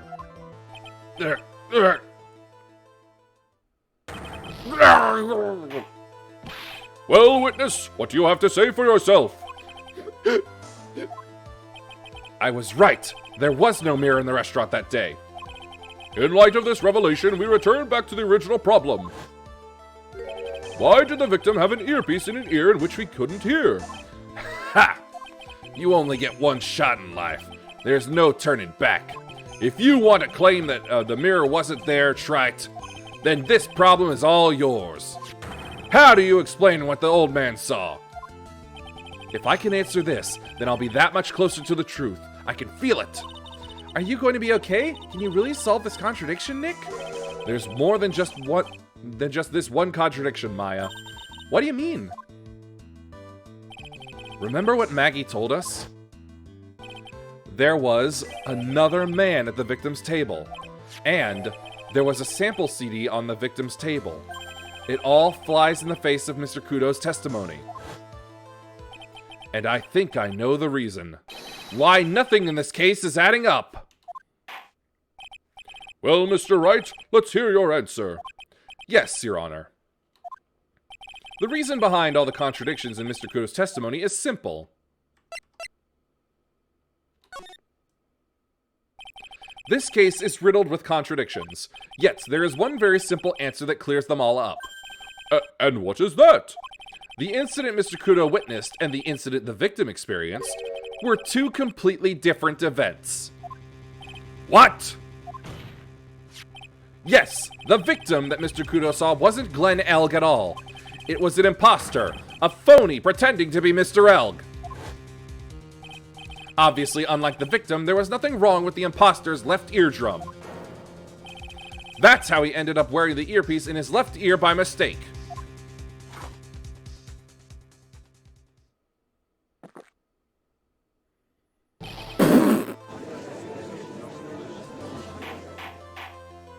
Order! Order in the court! Settle down or I'll clear the courtroom! Quiet, Gramps. Why don't you clear out of here, huh? What did you say? Trite, are you saying that what Mr. Kudo saw was a setup? Yes. Someone pretended to be Glenn Elg and acted out the whole coffee poisoning. All for the express purpose of creating a witness out of one Mr. Victor Kudo. Get real, Trite. Why would anyone want to do that? Isn't it obvious? The thing Mr. Kudo saw was most insistent about in his testimony was...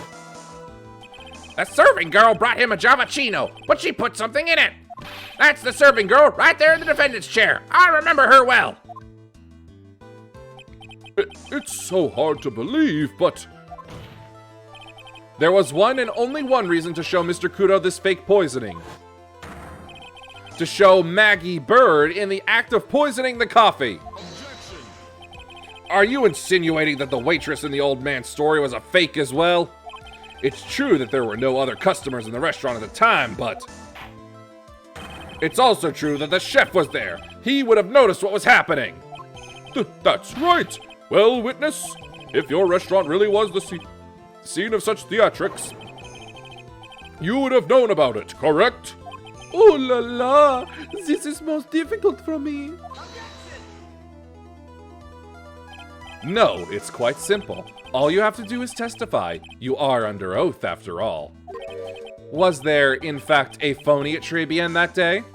The defense demands that Mr. Armstrong tell the whole truth about what happened. The defense's request for additional testimony is accepted. You will accurately explain in detail the events in the restaurant that day. Oui.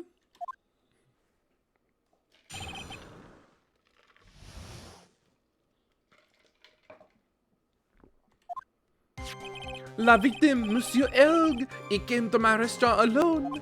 I remember la old man arrived not long after him. There was no other customers. When he got word he won la lottery, Mon Elg became very excited. It was approximately 5 minutes later that la poisoning incident occurred. No, there was no time for a phony to do la acting. Just so we're clear, there was no mirror in the restaurant after all? Je vous demande pardon. Forgive me, Your Honor. I lied because I wanted this mess to be cleared up quickly. What you have just done is commit perjury, Mr. Armstrong. I will decide how to punish you later. Oui. For now, we will hear your cross-examination. Mr. Wright, if you please. He took that perjury charge a bit too well. But I'm guessing he'll be in more serious trouble after this cross-examination.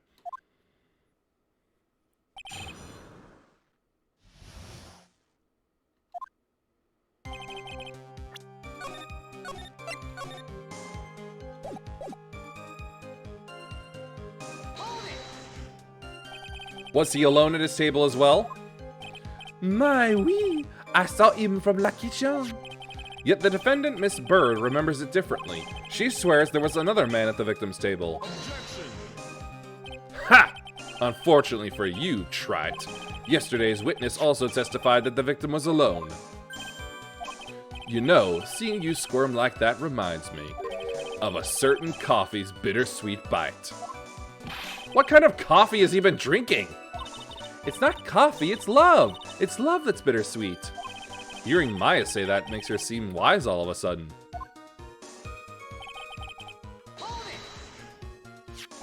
By old man, you mean Victor Kudo, correct? Oui, he comes often for my special coffee. I drank your coffee once, Mr. Armstrong. It's special, I'll give you that. It's worth a sip just for the experience. Oh, you make me so happy, monsieur. You are most welcome anytime. I said it was worth one sip, and nothing more. So old Mr. Kudo arrived at the restaurant around the same time as the victim. Maybe I should ask about his arrival in more detail. So you're saying that not much time elapsed between when the victim and Mr. Kudo arrived? Oui, that is correct. But that still leaves the possibility that something happened in that gap of time. And by your recollection, how much time would you say elapsed? Let me see. Approximately 2 minutes, I would say. 2 minutes? That's all? It seems unlikely that anything untoward could have happened in such a short time. Rats! I knew I shouldn't have pursued this line of questioning.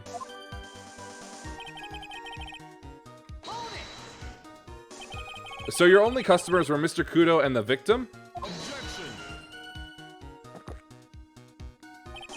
How many times do you need to ask the same thing, Shrite? You'd never catch me drinking the same blend twice. Huh? You're trying to establish the presence of a phony victim in the restaurant, but you're wasting your time. You can't grind birdseed to make coffee, if you catch my drift. But there's a hole in this testimony somewhere, I'm sure of it.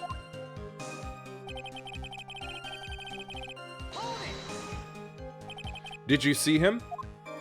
No, I was in the kitchen, but I heard him. I remember him shouting, "Yes, $500,000 bucks." Presumably, the defendant heard that too, then, correct? Maggie? She looked like a poor little frightened dove.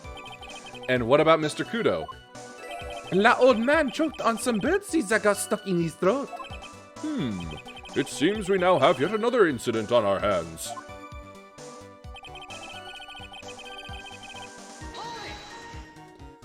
And what were you doing at that point? Without any customers, you must have had time to kill. I am a multi-talented woman, monsieur.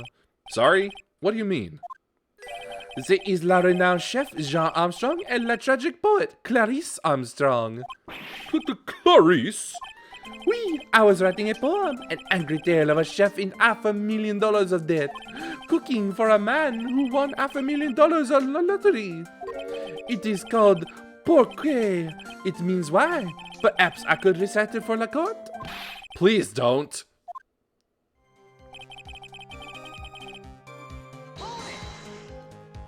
You mean you contacted the police as soon as the incident occurred? I asked la old man to call from la payphone. By your own argument, Shrite. The purpose of this phony victim's performance was so the old man would see it. In other words, once the incident occurred, this opportunity would completely disappear. Indeed. Bien, it seems la shadow of doubt has been lifted, n'est-ce pas? I guess Mr. Armstrong is connected to this case, huh? Absolutely. Someone was impersonating Mr. Elg, and I refuse to believe he was oblivious. He was there the whole time, after all. But if you're right, wouldn't Maggie have noticed too? She fell unconscious when the incident occurred, remember? Ah, you mean that's when the phony stages act? We'll know for sure once I find a hole in this testimony.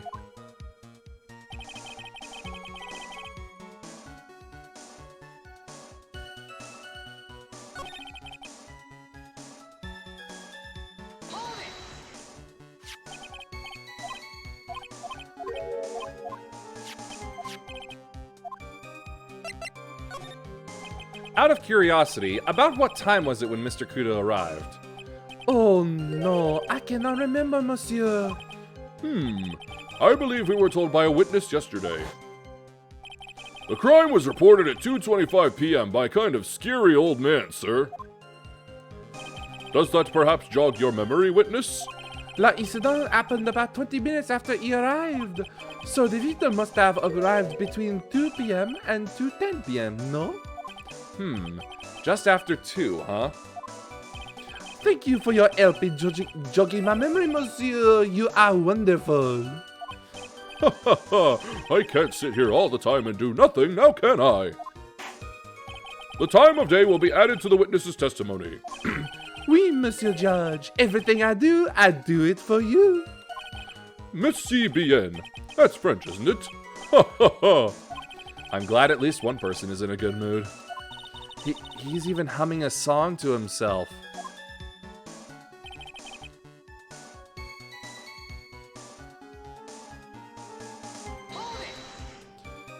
Are you absolutely sure about the time? When I think really hard, I am sure it is just after 2. Oui. It is la time I stopped serving la lunch menu. Quite right. I always break for lunch when the restaurants are serving their specials. I've been known to wind up a case early just to make it on time. Ha ha! I guess you should never get between a hungry judge and his lunch. Oh, would you look at that? It's almost lunchtime already. Witness, get on with your testimony, please!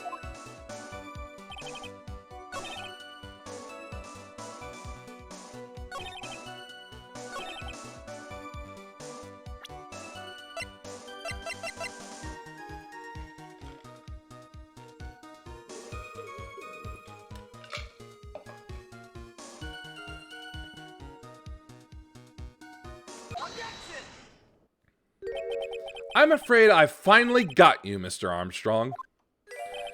Quoi? What do you mean? At the time in question, the victim was listening to the radio with his earpiece. The show he was listening to was Millionaire Radio. Each week, they announced the winning numbers of the $500,000 lottery ticket. Oui, that must be la show Monsieur Elg was listening to. I can't see any problem with this testimony, Mr. Wright. I wonder. You say the victim arrived at your restaurant after 2 p.m., correct? Oui, I am sure of it. I remember it perfectly now. I know it was that time because I had just finished serving la lunch menu. Get to the point, Trite, if you have one. That show is broadcast live at 1:30 p.m., and it claims to be the most thrilling 10 minutes of your life. It's on the air at 1:30. Now, supposedly, the victim had made some noise when it was announced that he had won. And yet, I don't believe his cry of joy could have occurred after 2 p.m. Because the show had already finished more than 30 minutes earlier by that point in time. No! This victim we've been told about has done nothing but the impossible. Listening to the radio with a ruptured eardrum. catching a show that was already over. There's only one conclusion you can draw from these facts.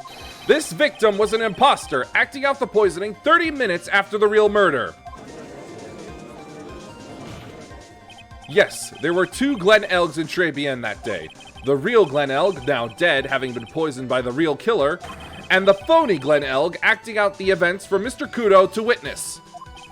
It certainly seems that way. I mean, if that wasn't the case, how else could you explain the time discrepancy? Quite a performance, Trite. You were almost on a roll. But sadly, you lack the rock-hard foundation of rhythm to build your song. What is this? Music Theory 101? Let's recap. According to your imaginative theory, it's now just after 2 p.m. The phony Elg is performing a play for the benefit of Mr. Kudo. How do you explain then where the real Glen Elg is? I don't believe I have to spell this out for the court. However, at that time, the real Glen Elg was already dead. That's certainly the obvious conclusion.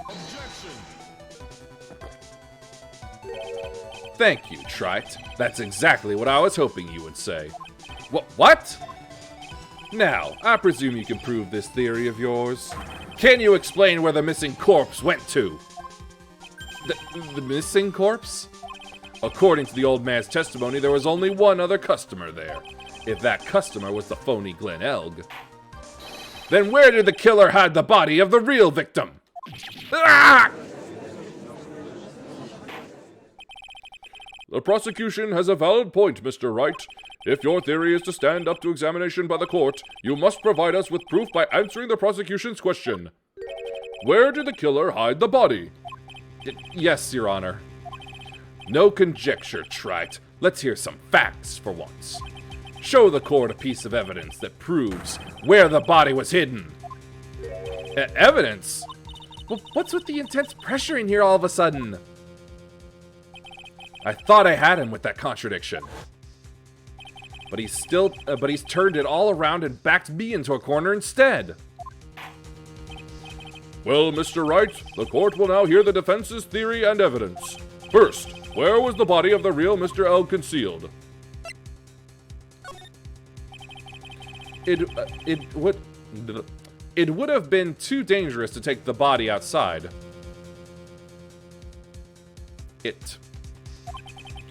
Obviously, the body must have been hidden somewhere inside Trebien. Interesting. But where could a body have been hidden inside a restaurant? Perhaps you would care to show the court on these plans, Mr. Wright? Yes, Your Honor. The exact location where the body was concealed inside Trebien is...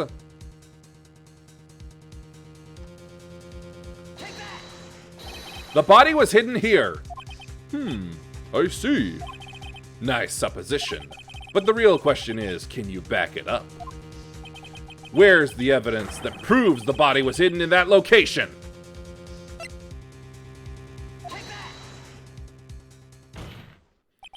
Mr. Armstrong, do you recognize this bottle? No. I have never seen that ugly bottle before in my life. I only use the very best bottles, monsieur. The highest quality only for me. Where was that bottle found, Mr. Wright? Interestingly enough, Your Honor, it was found in the kitchen of Trebien. Eh? Que? But I only ever use these bottles for my aromatherapy oils. But this bottle doesn't contain aromatherapy oil, Mr. Armstrong. No, it contains a medication. What kind of medication? I'm sure everyone remembers, don't they? That Mr. Elg visited an otolaryngological clinic and was given medication that day. You can't be serious! The defense had the contents of the bottle analyzed, and I have the lab results here. The contents of the bottle match the prescription that was given to Mr. Elg. Mr. Elg's murderer hid the body in the restaurant kitchen, at which time this bottle fell out of the victim's pocket. Mr. Armstrong, when the incident occurred, didn't you say you were in the kitchen?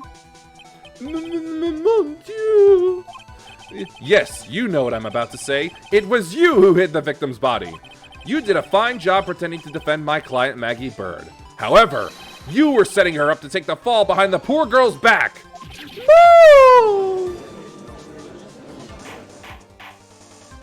Order! Order! This is an extraordinary development! Witness, did you murder Mr. Glenelg? Never! I could not do such an horrible thing.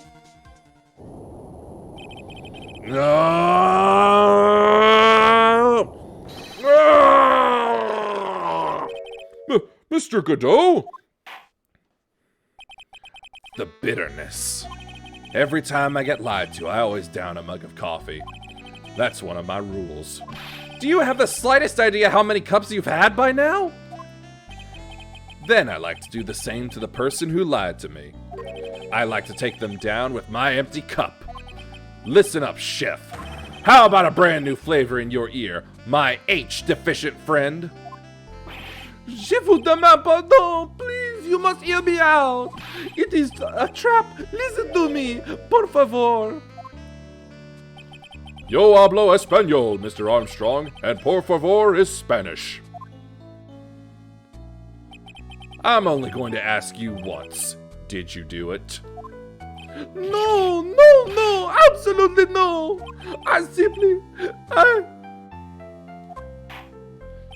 Let's hear it.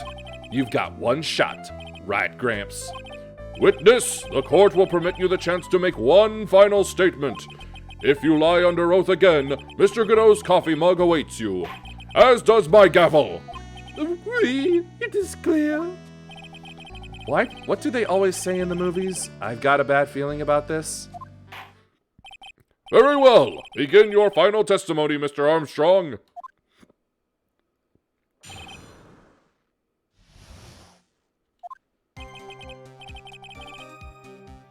It is true, I hid la body in la kitchen. A man forced me to do it. I had no choice. I had to go along with him because there was a reason why I could not refuse. But I did not kill him. I swear it. You must believe me. You were forced? By who? I cannot say, or I will be erased. Let's try a different question then. When Mr. Elk died, was he really the only person at his table? There was. There was another man. I knew it! Maggie was telling the truth! You may cross-examine the witness now, Mr. Wright. There's just one more thing I need to do. I gotta break this guy and get him to tell us the name of the real killer.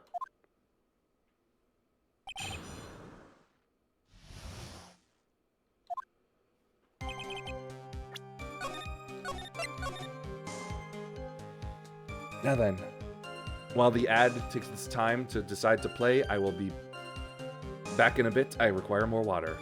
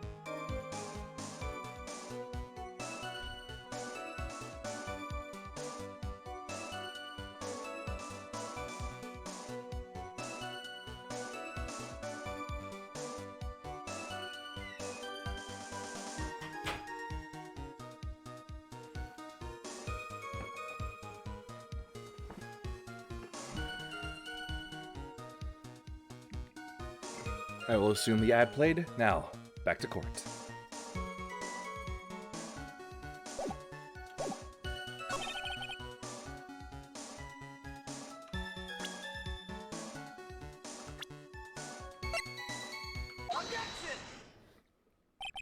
Let's end this dance of ring around the rosy, Mr. Armstrong.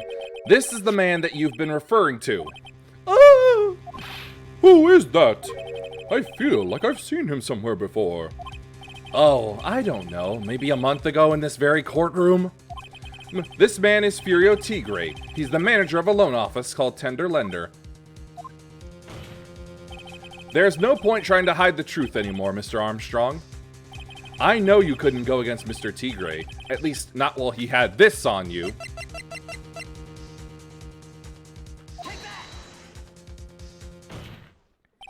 A $500,000 loan from a black market loan shark. And you had no way of paying it back, did you? That's why you were forced to do anything this man told you. Oui, it is as you say. Mr. Armstrong. La Tiger, he told me he was going to use my restaurant for a business rendezvous. On la day in question, he was meeting la victim to demand that he repay his loan. I don't know why it happened like that. I just did what he told me to do. I had no choice. I carried la body and la inconscient Maggie out of la dining area and into the kitchen. After that, I just tried to forget what I had seen. I think we can now safely say that the man who forced your hand was Mr. Furio Tigre.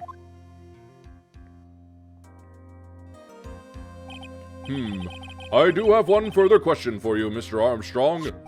The poison in the lottery ticket that were found in the defendant's apron pocket. Was that your doing as well? No, I knew nothing about that. Making it look like it was Maggie who had done it. I was not. It is despicable. Mr. Godot, you will summon this Furio Tigre as a witness. I doubt that can be arranged today, so we will adjourn for now. Proceedings will continue tomorrow.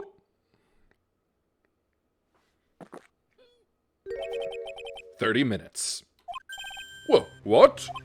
The trial will go on. I'll see to it myself. I need half an hour to get that guy on the stand. Not a minute more. How the... Don't sit back and relax yet. Try it. No one knows if that chef is really telling the truth or not. This trial could still go either way. Very well. Your request is granted, Mr. Godot. We will resume once Mr. Tigre is ready to take the stand. Until then, court is adjourned for a 30-minute recess.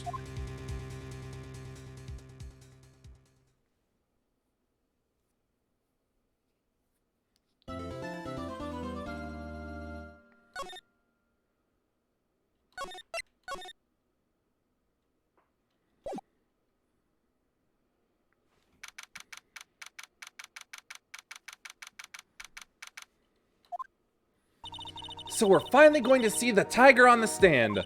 We've almost got this case won now, Nick. I wish I could agree. Huh? When I cross-examined Mr. Armstrong just now, he said he was just doing what the tiger told him to do. But Godot picked up on it, remember? He pointed out that without proof, we don't know if what he testified is the truth. You mean you think Mr. Armstrong was lying? I don't know, but if that's the line the prosecution takes, we could be in trouble. I get the feeling that we don't have the case-making evidence we're going to need. Hey, pal! Detective Gumshoe! What are you so jumpy about, Detective? Your hair's standing on end. Hey, that's the pot calling the kettle black, little Miss Topknot! It's not a top knot! Never mind about the hair, just calm down, alright? I can't stand still when I don't have a job to do. I kinda get wound up. Ah! No kidding. You gotta have something you need me to do, pal. Anything. Well, Hey, I'm gonna take a jog back down to the precinct. I could get some prints analyzed for you if you got an hour. An hour? The trial will have reconvened by then. But Nick, we still don't have a really decisive piece of evidence, right? True.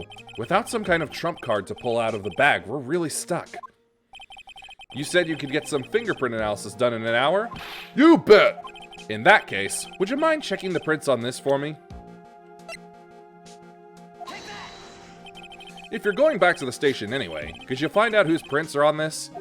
Oh, hey, that's the small bottle I gave back to you this morning, right? Yeah, I think it's time we solve the last mystery of who the prints on it belong to. Sure thing, pal. Actually, that's been gnawing at me, too. Okay, I'll get this off to the lab right away. Just make sure you don't lose the case before I get back.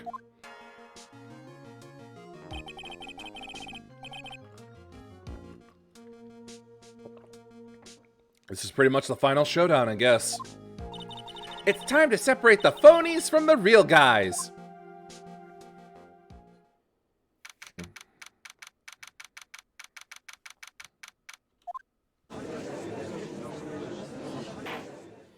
Court will now reconvene. Mr. Godot, did you find this Furio Tigre? I even tamed him for you. It was a 3-cup job. No problem. Tamed him? The guy's name may be Furio Tigre, but come on.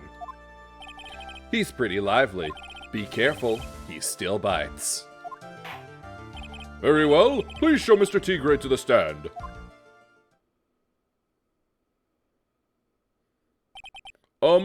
Witness, please state your name and occupation for the... Ah! Don't hide under the table, Maya! Unless there's room for me down there, too.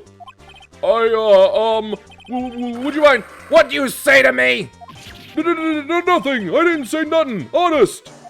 Who could have guessed that fear would induce a bad Brooklyn accent in the judge? I got business to take care of, you hear me? So who the hell called me into this hole? Was it you, Spiky? No, of course not. It was the judge. Your Honor? Oh dear, I seem to have dropped my pen. Where on earth is it? Don't mind me, just carry on with the proceedings as normal. That's it. We're doomed. Maybe you didn't hear me. I said, who the hell was it that called me in here? There's no need to shout. We can all hear you. What'd you say? There's no point struggling. You're caught in a snare. The relentless snare of the law. And I'm the one that hauled you in. Too cool. Don't let him get the better of you, Nick. Let's start with the basics. You know about the incident in question, correct? Incident? I don't know nothing about no stinking incident, mask boy. You mean you didn't attend the previous trial of Maggie Bird? Maggie who? I've got more important things to do than watch courtroom dramas. Of course. Well, perhaps you could give us your testimony then? Please tell us about what you did on the day of the murder.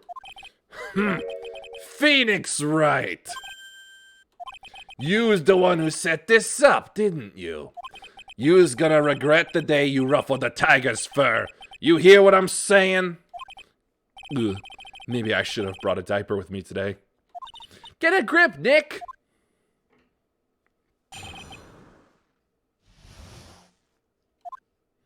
I don't know nothing about no murder. I was tied up with business in December last year. Spent all of my time in my office.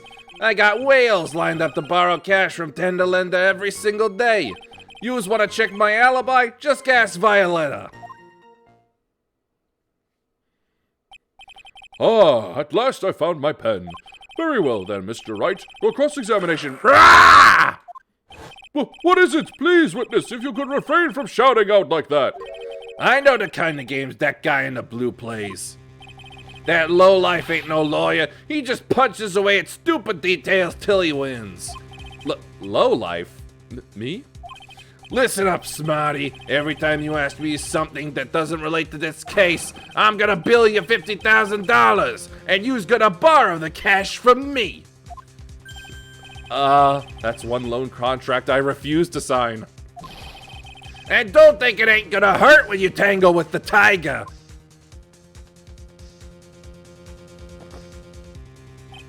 Ha! I love a good spectator sport. Just a minute. That's really not. This witness is, how can I put it, a hungry tiger roaming the urban jungle. Get on his bad side and he'll bite everyone's heads off. Yours too. Very well. I have no choice but to impose a penalty system here. You's better be listening. I said I got business to take care of. Big business. If I don't split now, I ain't gonna catch my bus. The court will impose a penalty for any irrelevant pressing of witness testimony. Keep that in mind as you begin your cross-examination, Mr. Wright. Yes, Your Honor. You can do it, Nick. Come out from under there already, would you, Maya?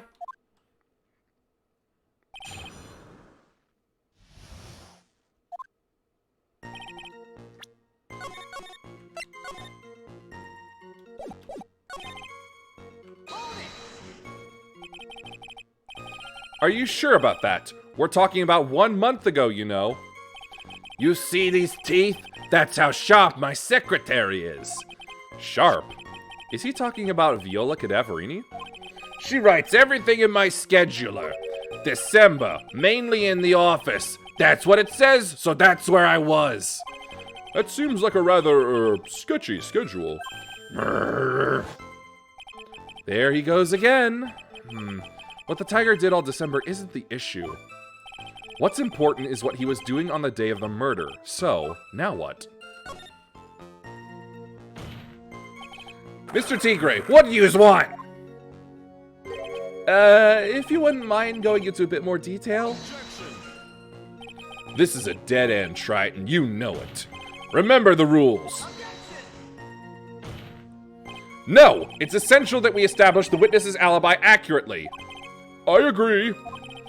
The victim was killed on December 3rd. Were you in the office that day too?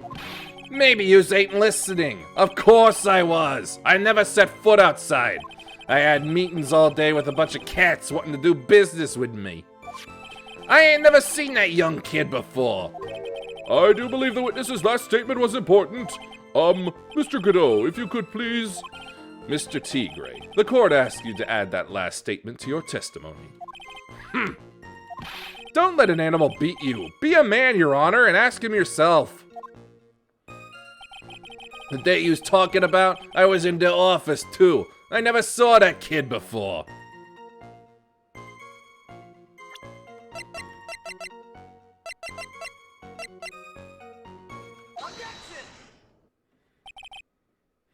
Mr. Tigre, you claim you didn't know Mr. Glenn Elg, but it appears that Mr. Elg knew you.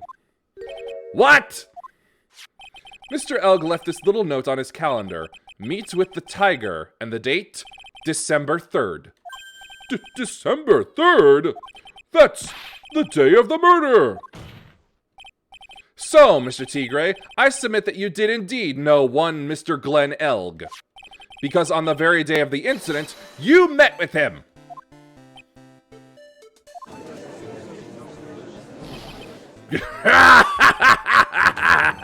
Not bad. You's actually not bad. Sorry? I was just messing with yous to see how good you were. Did you hear that, Nick? He said you're not bad. That's one compliment I can do without. Plus, he's lying through his teeth. Witness, please remember that you're under oath. Lies will not be tolerated. You's calling me a liar? Is that what you're doing? Ruh-roh. So you're saying that your claim to have never seen that kid before is the truth? I said I'm dead serious. You's better believe that's the truth. Ha! Then I'd say that gives me time to enjoy another cup of pure black magic. That is, while you testify for the court again, Mr. Tigre. Oh, yes, would you mind indulging the court witness? He never actually met the victim? That's got to be a lie right there. It's time I nailed this guy.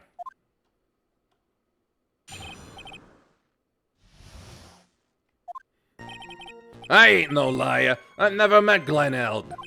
There was some lame guy with that name, though. Wanted to borrow cash from me. I set up a meeting with the guy at my office, Tender Lender. I waited around for him, but he ain't ever showed. I ain't never even been to that Trade Bien joint. You was here?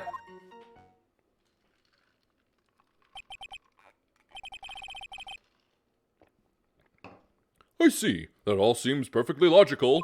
You had arranged to meet with the victim, but he didn't show up. I've heard it's pretty hard to keep appointments when you're dead.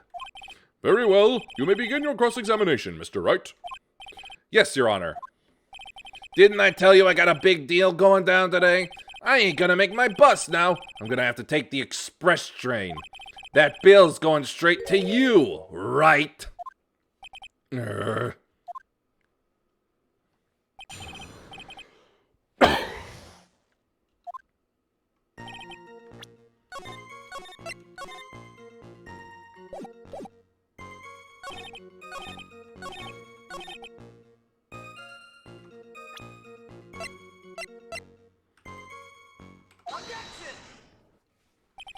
Mr. Tigre, is there something you'd like to tell the court about these matches? Matches? What you was talking about? We found them in your office at Tender Lender. They're from that restaurant. What? If you've really never been to Très Bien before, what was the book of the restaurant's matches doing on your desk? You's been snooping around in my stuff too, wise guy? What are you, my ball and chain? Ain't no broad controlling me. Order, order! Well, witness, I think it's time you started telling us the truth, don't you? Rah! Sorry, I'm terribly sorry, forgive me. I ain't no pussycat. I don't go back on what I said. But okay, I was at the joint that day. What? But listen good, all right? I might have been there, but I still never met that kid. Well, well. Looks like an order just came in for another testimony. I'm this close to proving it was him. He did meet Glen Elg that day, and he did put poison in his coffee. He must have.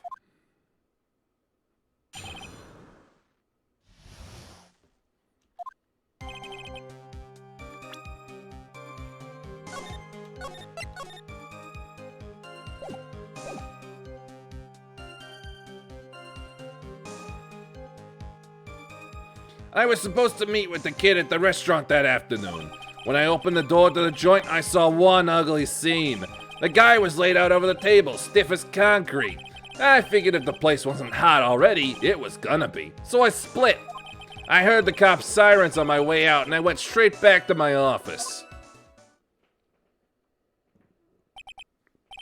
I see. You didn't actually meet with him in the end, then.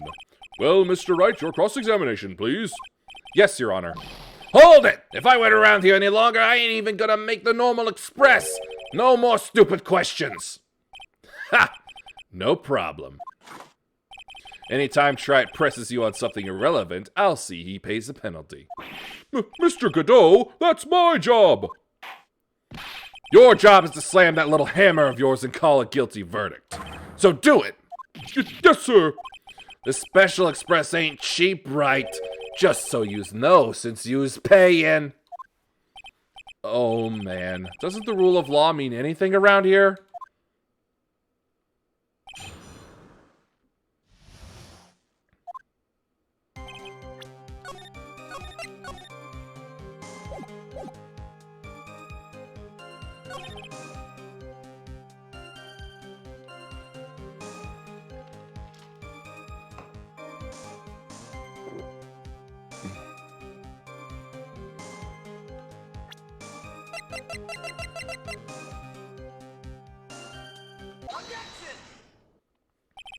You're something of a loan-collecting pro, aren't you, Mr. Tigre?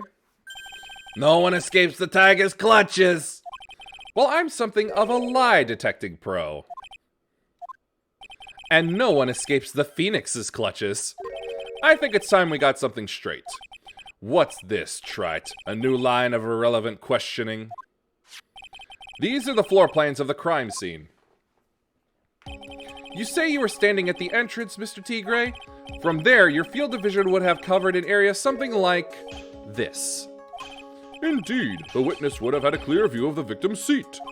Isn't that what I just said? I saw the back of the kid's head.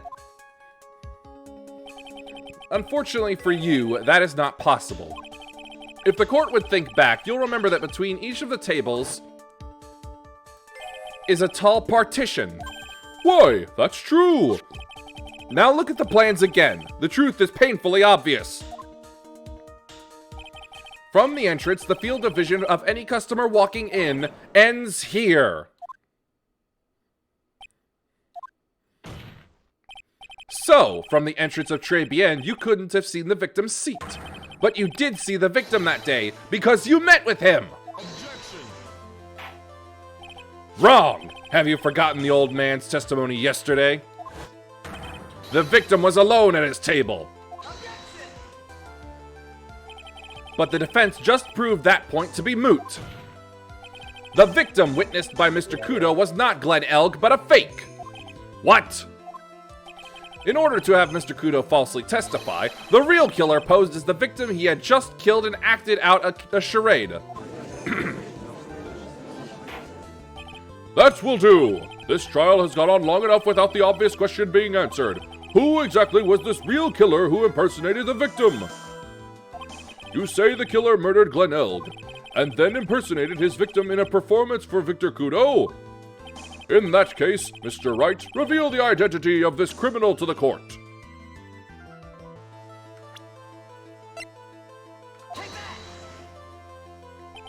Obviously, the killer is Furio Tigre. No one else could have done it. What? Well, witness? Now that's cute. Yous think you can pin this on the tiger? Maybe yous don't understand. The tiger is king of the jungle. So I dare you to say it again. Come on! You got the guts? You can't threaten me, Mr. Tigre. It's the defense. Go ahead and tell the witness, Mr. Wright. Mr. Wright! Sounds to me like it must be you, old man. You've got guts, I'll give you that. Mr. Wright, do not leave me to handle this alone. Ha! Perhaps I can end this embarrassment. Mr. Godot! Let's just go back over Mr. Kudo's testimony one more time. The old man didn't see just the victim. Oh, no. The servant girl brought him a Jamachino, but she put something in it. There's no question about it. She very conspicuously put some white powder in there. Was the victim he saw the real victim or not? That doesn't matter. The fact remains he saw the accused put the poison into the coffee. Yes, it was the waitress who poisoned the coffee. Very impressive, Mr. Godot. Waiting for my absence to launch your attack. Ha! Found your pen at last, trite. It was in my pocket. But anyway, Mr. Kudo witnessed two people that day. He saw the victim, the supposed Mr. Glenn Elg, and the waitress from behind. Yes, your point, Mr. Wright. I think the conclusion is obvious. If this Glenn Elg was really the killer in disguise, then surely it's possible the waitress was also part of the show. What? You mean the waitress was an imposter as well? The defendant, Miss Bird, fell unconscious immediately after the incident. And someone used her fainting to hatch an elaborate plan to pin the murder on her. Who on earth was it? Who was this waitress that Mr. Kudo witnessed?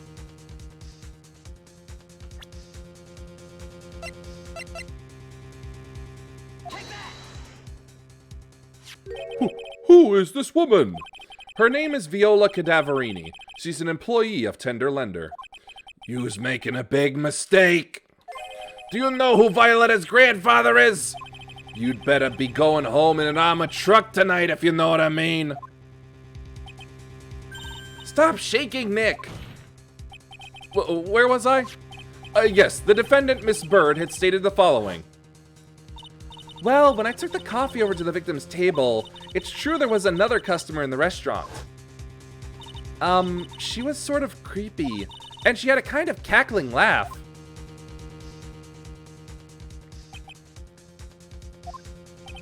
There are just too many contradictions in this case.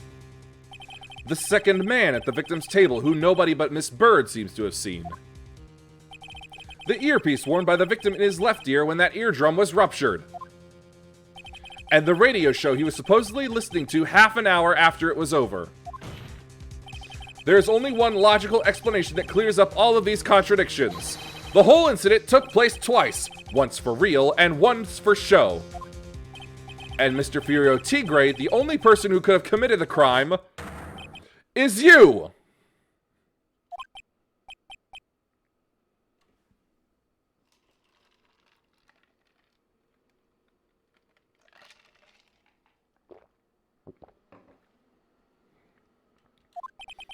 Witness, what have you got to say?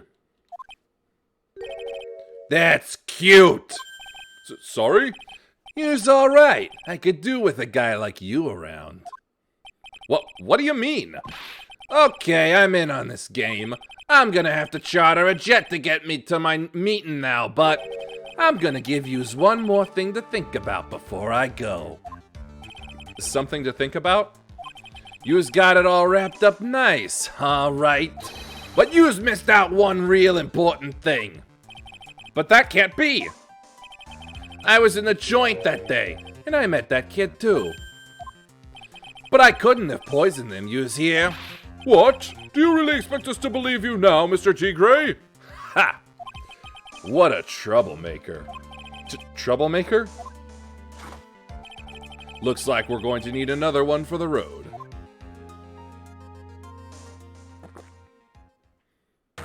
One more steaming cup of hot testimony. Indeed. Witness, you will explain yourself to the court. I will give you one more chance to testify. What happened that day at Très Bien between yourself and the victim?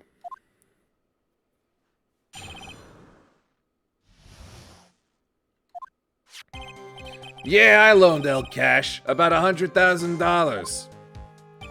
That day, we was due to have a little chat. The kid had hit his payback date, see? So anyway, he tells me he's got no way to pay up. I'm about to flatten the guy when he starts screaming, "Yes, I won $500,000! He got lucky, you know, real lucky. If that waitress hadn't done what she done, everything would have been over. Now, I see that the principal amount you loaned to Mr. Elg was $50,000. Yeah, well, you's got the VIG to take into account. Interest builds up fast, you know. That's faster than fast. $100,000 is twice his principal. And the repayment deadline was December 3rd, the day of the incident in question. Yeah, he was one lucky kid. He got that $500,000 just in time. So I ain't have no reason to kill the kid. And if I ain't got no motive, you ain't got no case. His motive? He has to have one, but what is it?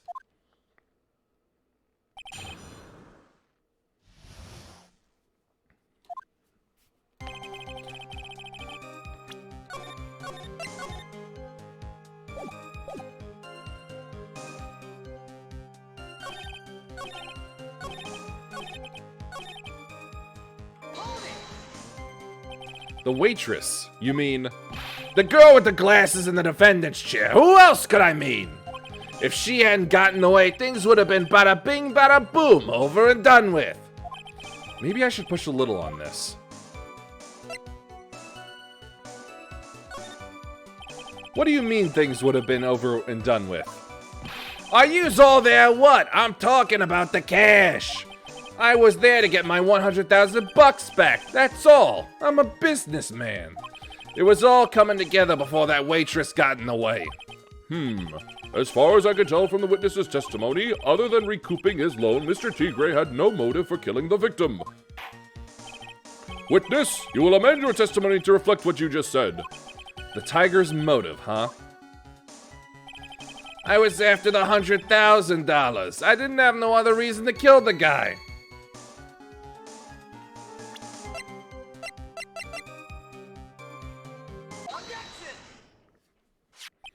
So you just intended to get back the $100,000 Mr. Elg owed you, correct? I loaned the guy the cash, so that's my right. Unfortunately for Mr. Elg, I don't believe the $100,000 is what you were really after. Objection! What are you getting at, Trite? What else would a moneylender be after other than money? Oh, the moneylender was after money, but money in a totally different league. The kind of money that a single disc like this would fetch. What is that? A computer virus, Your Honor. A virus called MC Bomber. A computer virus? What does one of those do? A computer virus is a program that wreaks havoc on the insides of a computer. A computer? What does one of those do? I guess the beard isn't the only part of His Honor that is from the Stone Age. I'll explain it to you later, Your Honor. Right now, this is the important point. A virus like MC Bomber would be worth several $1 million on the black market. Several $1 million? Lending money with no hope of ever seeing repayment would normally be bad for business. But in this case, the very fact that Glenn Elg had no way to repay the money is crucial. What? Glenn Elg was a programmer, a highly skilled programmer. That skill was the collateral Mr. Elg put up in order to borrow the money. Objection! You're trying to suggest the witness's motive was to get hold of that program? Exactly.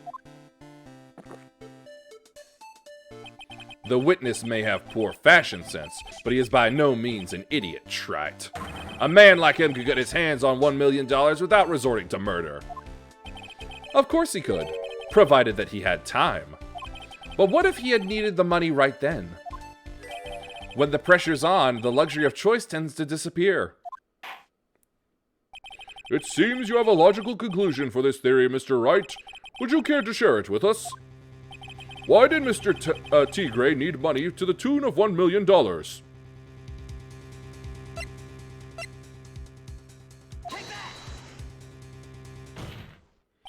In December of last year, you found yourself in need of a huge amount of money. About 6 months ago, you were involved in a traffic accident, weren't you? An accident involving a car and a scooter in which a young woman was injured. She was taken to the hospital where she underwent surgery. How much of this do you know? These medical papers document the treatment of the young woman in question. According to these, her operation cost $1 million. And yet, when the payment was due last month, you somehow managed to pay it in full. $1 million? A preposterous sum! Someone should sue those HMOs! Ha! No one would pay a bill like that. If the medical association got wind of it, the hospital would end up as dead as a morgue. But Mr. Tigre had no choice but to pay, because his very life depended on it.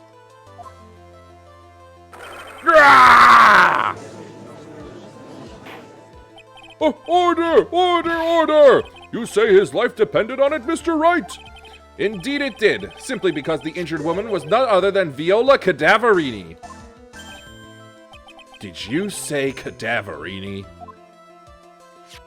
Bruto Cadaverini, mob boss in charge of all underworld activities in the city, and doting grandfather to his precious Violetta, also known as Viola Cadaverini. Your life was in danger unless you paid compensation to the boss, correct? It makes sense. You were desperate to acquire the $1 million Bruto Cadaverini demanded of you. So desperate, in fact, that you decided to sacrifice Glenn Elg's life to pay your debt.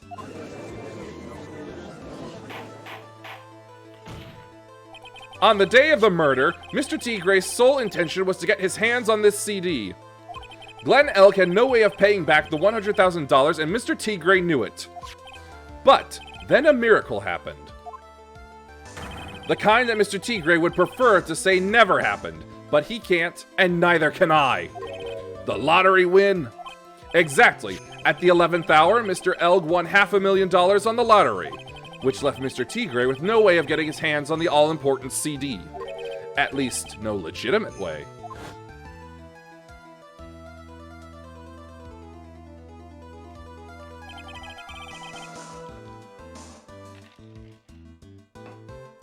So he resorted to illegitimate means.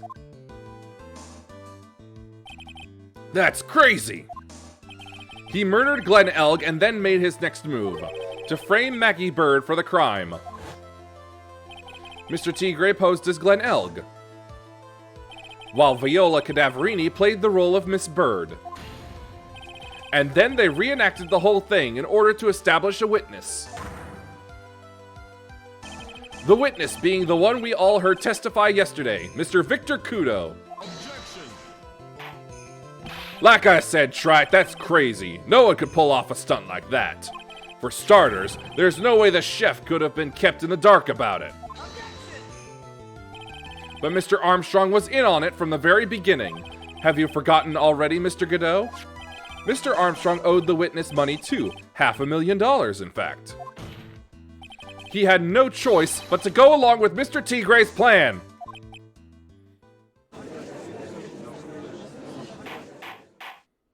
Order, order, order!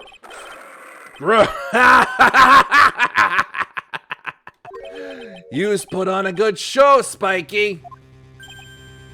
If yous want to stay alive in the loan shark business, you gotta be careful. You saying I dressed up like that kid, created a witness, and framed someone?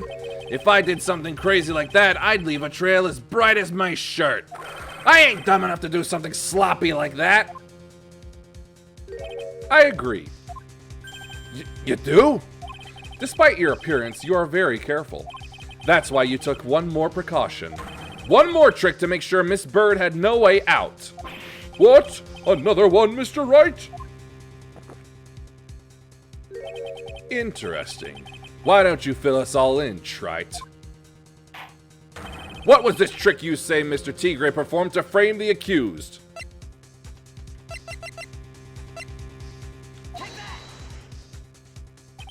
What on earth is that? What an insult to think anyone could be fooled by such a childish imitation! Consider yourself insulted, Your Honor. Mr. T. Gray, you didn't just pose as the victim on the day in question. A month ago, in this very court, you posed as me. What? That's... The truth. But... the witness looks nothing like you, Mr. Wright. Although... now that I think about it, it was you, wasn't it? No doubt it was you standing in here this very court a mere month ago. The Phoenix Wright who put up the most disreputable, shabby defense I had ever seen.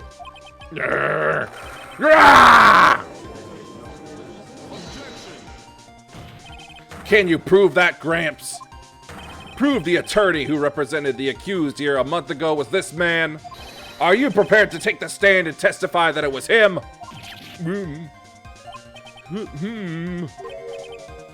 Hey, forget about it, yeah? I wouldn't do something like that, not me. You made a mistake, right? It was someone else, huh? Have you no pride, sir?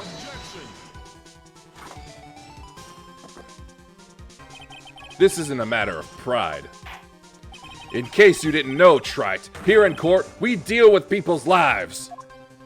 Mr. Godot is right. Your Honor?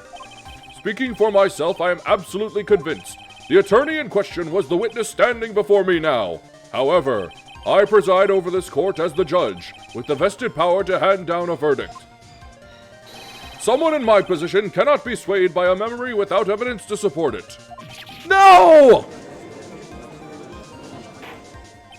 If the defense has no further evidence, the court will now excuse the witness. The circumstances surrounding Mr. T. Gray are dubious for sure, but not conclusive.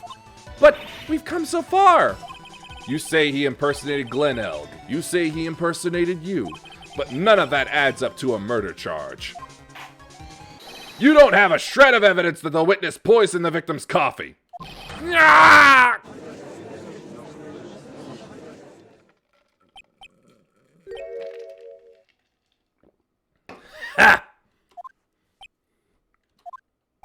Sucks to be you, right? Don't mess with the tiger, or you're gonna get mauled. You's got that? All we managed to do here was chase him around a bit. But I was so close to getting him to admit his own guilt. Ha! Looks like I won't be needing a refill. If I just had one more piece of evidence. One more piece of evidence and maybe I could get Maggie off the hook. This witness's cross-examination is over. You are free to go, Mr. T. Gray.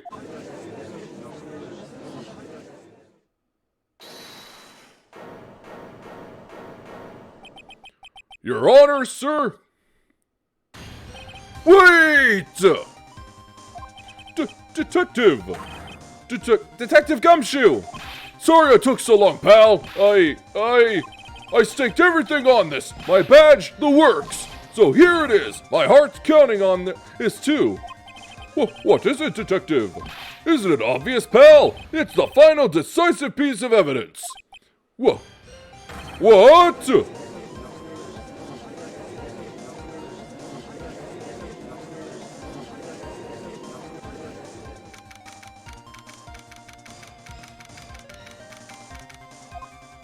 Sorry it took so long, pal, but I finally got the results from the lab. The results? About the prints, pal, from this medicine bottle. Oh, so, do you know who the prints belong to now? Do you think I'm some kind of hack detective? Of course I know. So, tell us. They're the tigers, right? I knew it. You bet. Clear as crystal all over the bottle. They're Furio Tigre's paw prints all together. That's great. We've got him now, Nick. What's wrong with you? You've hardly said a word since Detective Gumshoe got here. He's laid everything on the line for this, Nick. I know. Look, I'm sorry.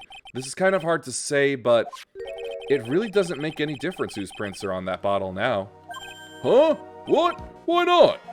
What we need to produce at this stage in the trial is irrefutable evidence that the tiger put poison in Glenn Elg's coffee. He's already admitted that he met the victim. The fact that his prints are on this bottle, that really doesn't make any difference now. I knew it. Great. No matter how hard I try, I'm never of any use. Hey, don't be so hard on yourself. This was our last chance to help Maggie, and I've been working on some useless piece of evidence the whole time. It's alright. I'm a real loser. It's not breaking news to me, pal. Detective Gumshoe? Maggie! You've been working on something for me? Sorry I let you down, Maggie. I know you didn't do it. And I'm a detective. We're supposed to be able to prove stuff like that. I'm really sorry! I'll get out of here now! Detective Gumshoe, wait! He's gone. Isn't there anything we can do now, Nick? I wish there was. Gumshoe worked so hard to get that evidence. If only there was some way I could use it.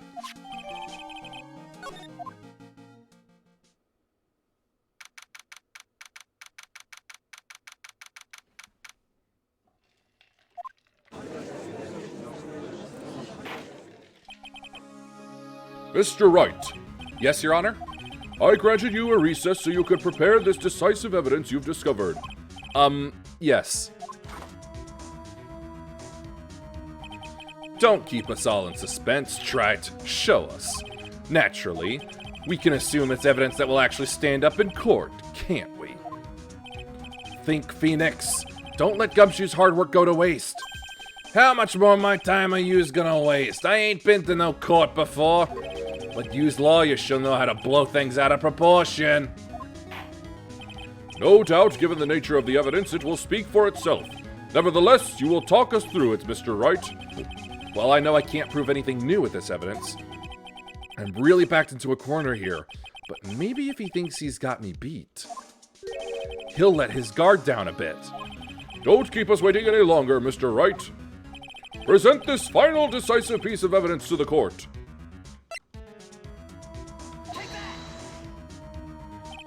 This is the defense's final piece of evidence. Isn't that the victim's? Your Honor, naturally, the court is already aware of the contents of this bottle. However, interesting new information has come to light. We have clearly identified some fingerprints on it. Fingerprints belonging to you, Mr. T. Gray. What? But, Mr. Wright, what conclusion are you hoping to draw from this new information? Everyone in here knows what this bottle contains, except one man. one person in this courtroom should theoretically be in the dark. My prints are on that pansy-looking bottle. Is that what you saying? Well, What the hell's in it already? a phony trial, a phony lawyer, and phony clues. Everything about this case has been phony. Seems like the perfect excuse for some phony evidence. Mr. Tigre, this is the decisive piece of evidence that will prove your guilt. Why? Because it contains...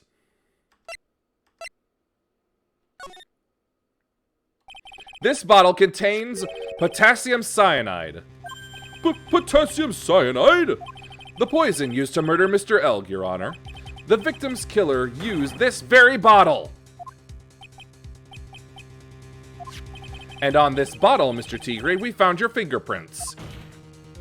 Well, how do you explain that?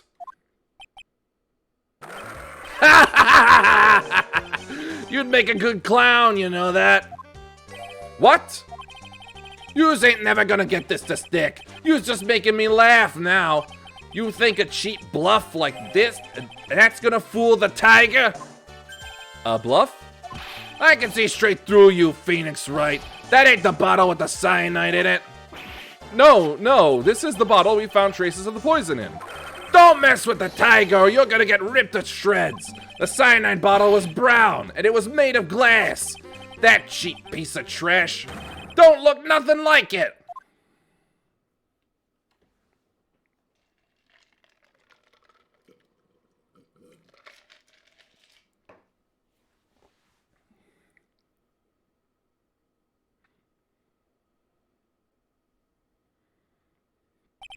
Got him! At last!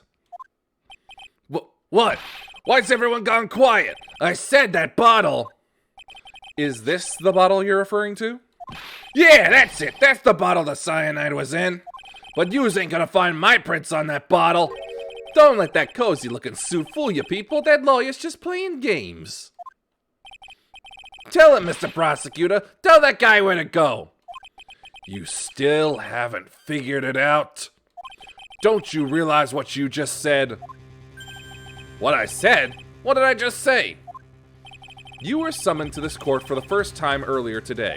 If you really had nothing to do with the murder, you shouldn't have known all the little details. For instance, you shouldn't have known what kind of bottle the potassium cyanide was in. But just now, you slipped up in front of every single person in this courtroom. You described the exact bottle used by the killer to hold the poison. Yous don't know who you's messing with. I'm the tiger. I control millions of dollars on the black market. You think I'm gonna let some jumped up suit get the better of me? Sure, the last piece of evidence was phony. But that's just what you deserve. The phony trial with a phony lawyer. It was all played out by you, the biggest phony of all.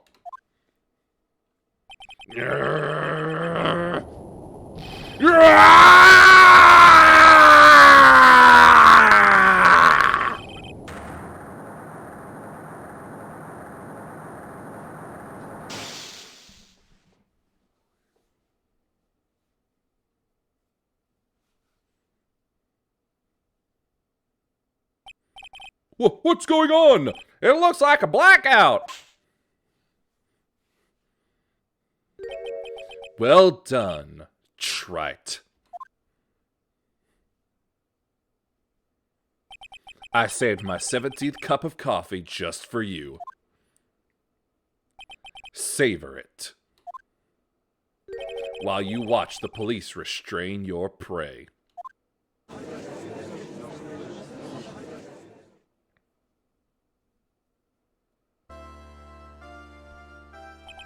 Mr. Wright, you caught a tiger by his toe, but if this one hollers, he won't be let go. Now then, how are things going with Mr. Tigre, Mr. Godot? He is being arrested on suspicion of the murder of Glen Elg, Your Honor. Fortunately for us, we managed to rectify a very grave error. Miss Bird was found guilty in the absence of a genuine defense attorney. Yes, she was. And in the absence of genuine evidence. But the tiger made one mistake. Indeed. He very nearly got away with everything if it wasn't for that one slip of the tongue. Furio Tigre is a truly frightening criminal. Ha! The truly frightening one is that defense attorney over there. Godot. Well, I am now in a position to deliver my verdict. This court finds the defendant, Mackie Bird,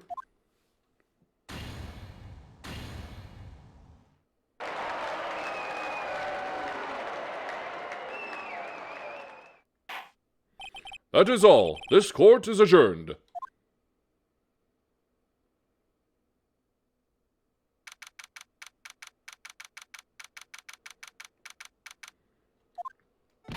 Mr. Wright, I'm at a loss for words. Thank you, sir. Congratulations, Maggie.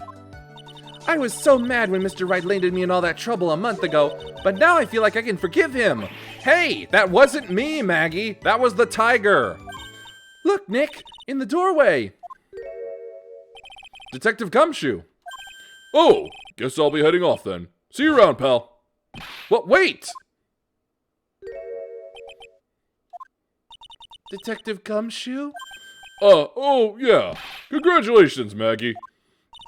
Thanks. I knew you were innocent all along. Why didn't you say that in your testimony then? Huh? Oh, well, I was... Well, guess I'll be heading off then. See you around. Wait up, detective! He just ran off. Maggie, why are you being so hard on him? He busted his butt for you. It's thanks to him that we got the medication bottle. That wasn't even of any use. But it's only because Mr. Wright used it so cleverly. Detective Gumshoe was just running around in circles. Poor guy. Looks like she still isn't ready to forgive him. Can't you put in a good word for him, Nick? Yeah, Maya is right. I should help Gumshoe out. It's clear he needs it. Maggie, you know, Detective Gumshoe's been really worried about you through all of this. I wanted to believe that, sir. But on that first day of the trial, he practically gave the judge a free pass to lock me up. He didn't have any choice, Maggie. He's a detective. He has to report the facts. He doubted me, that's why. He thought I might have done it. I've got to prove to her that Gumshoe really cares about her. I know. I'll give her a little present to celebrate her freedom.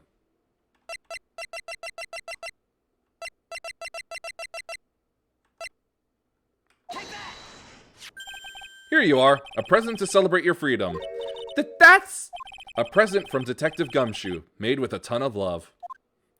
He said you lost weight and he was worried about you. Detective Gumshoe? I actually really like weenies, you know? Did you guys hear that? I'm pretty hungry myself, you know. Yeah, the trial dragged on a bit today, didn't it? Is it okay if I eat this now?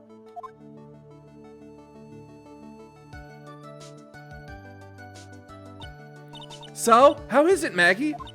It's really good.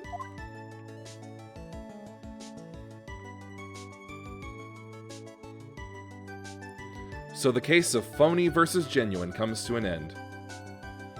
The false allegations surrounding Maggie have all been cleared up. And who knows, maybe a whole new chapter of her life is about to start.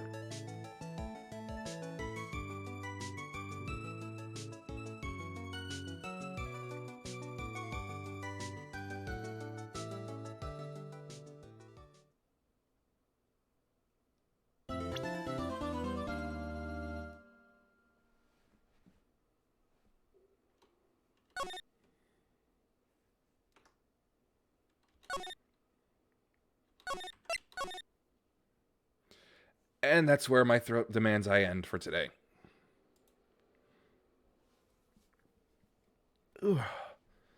I feel so free after these early streams, or at least when they last about as long as this. And again, I still really enjoy doing this. Let's see.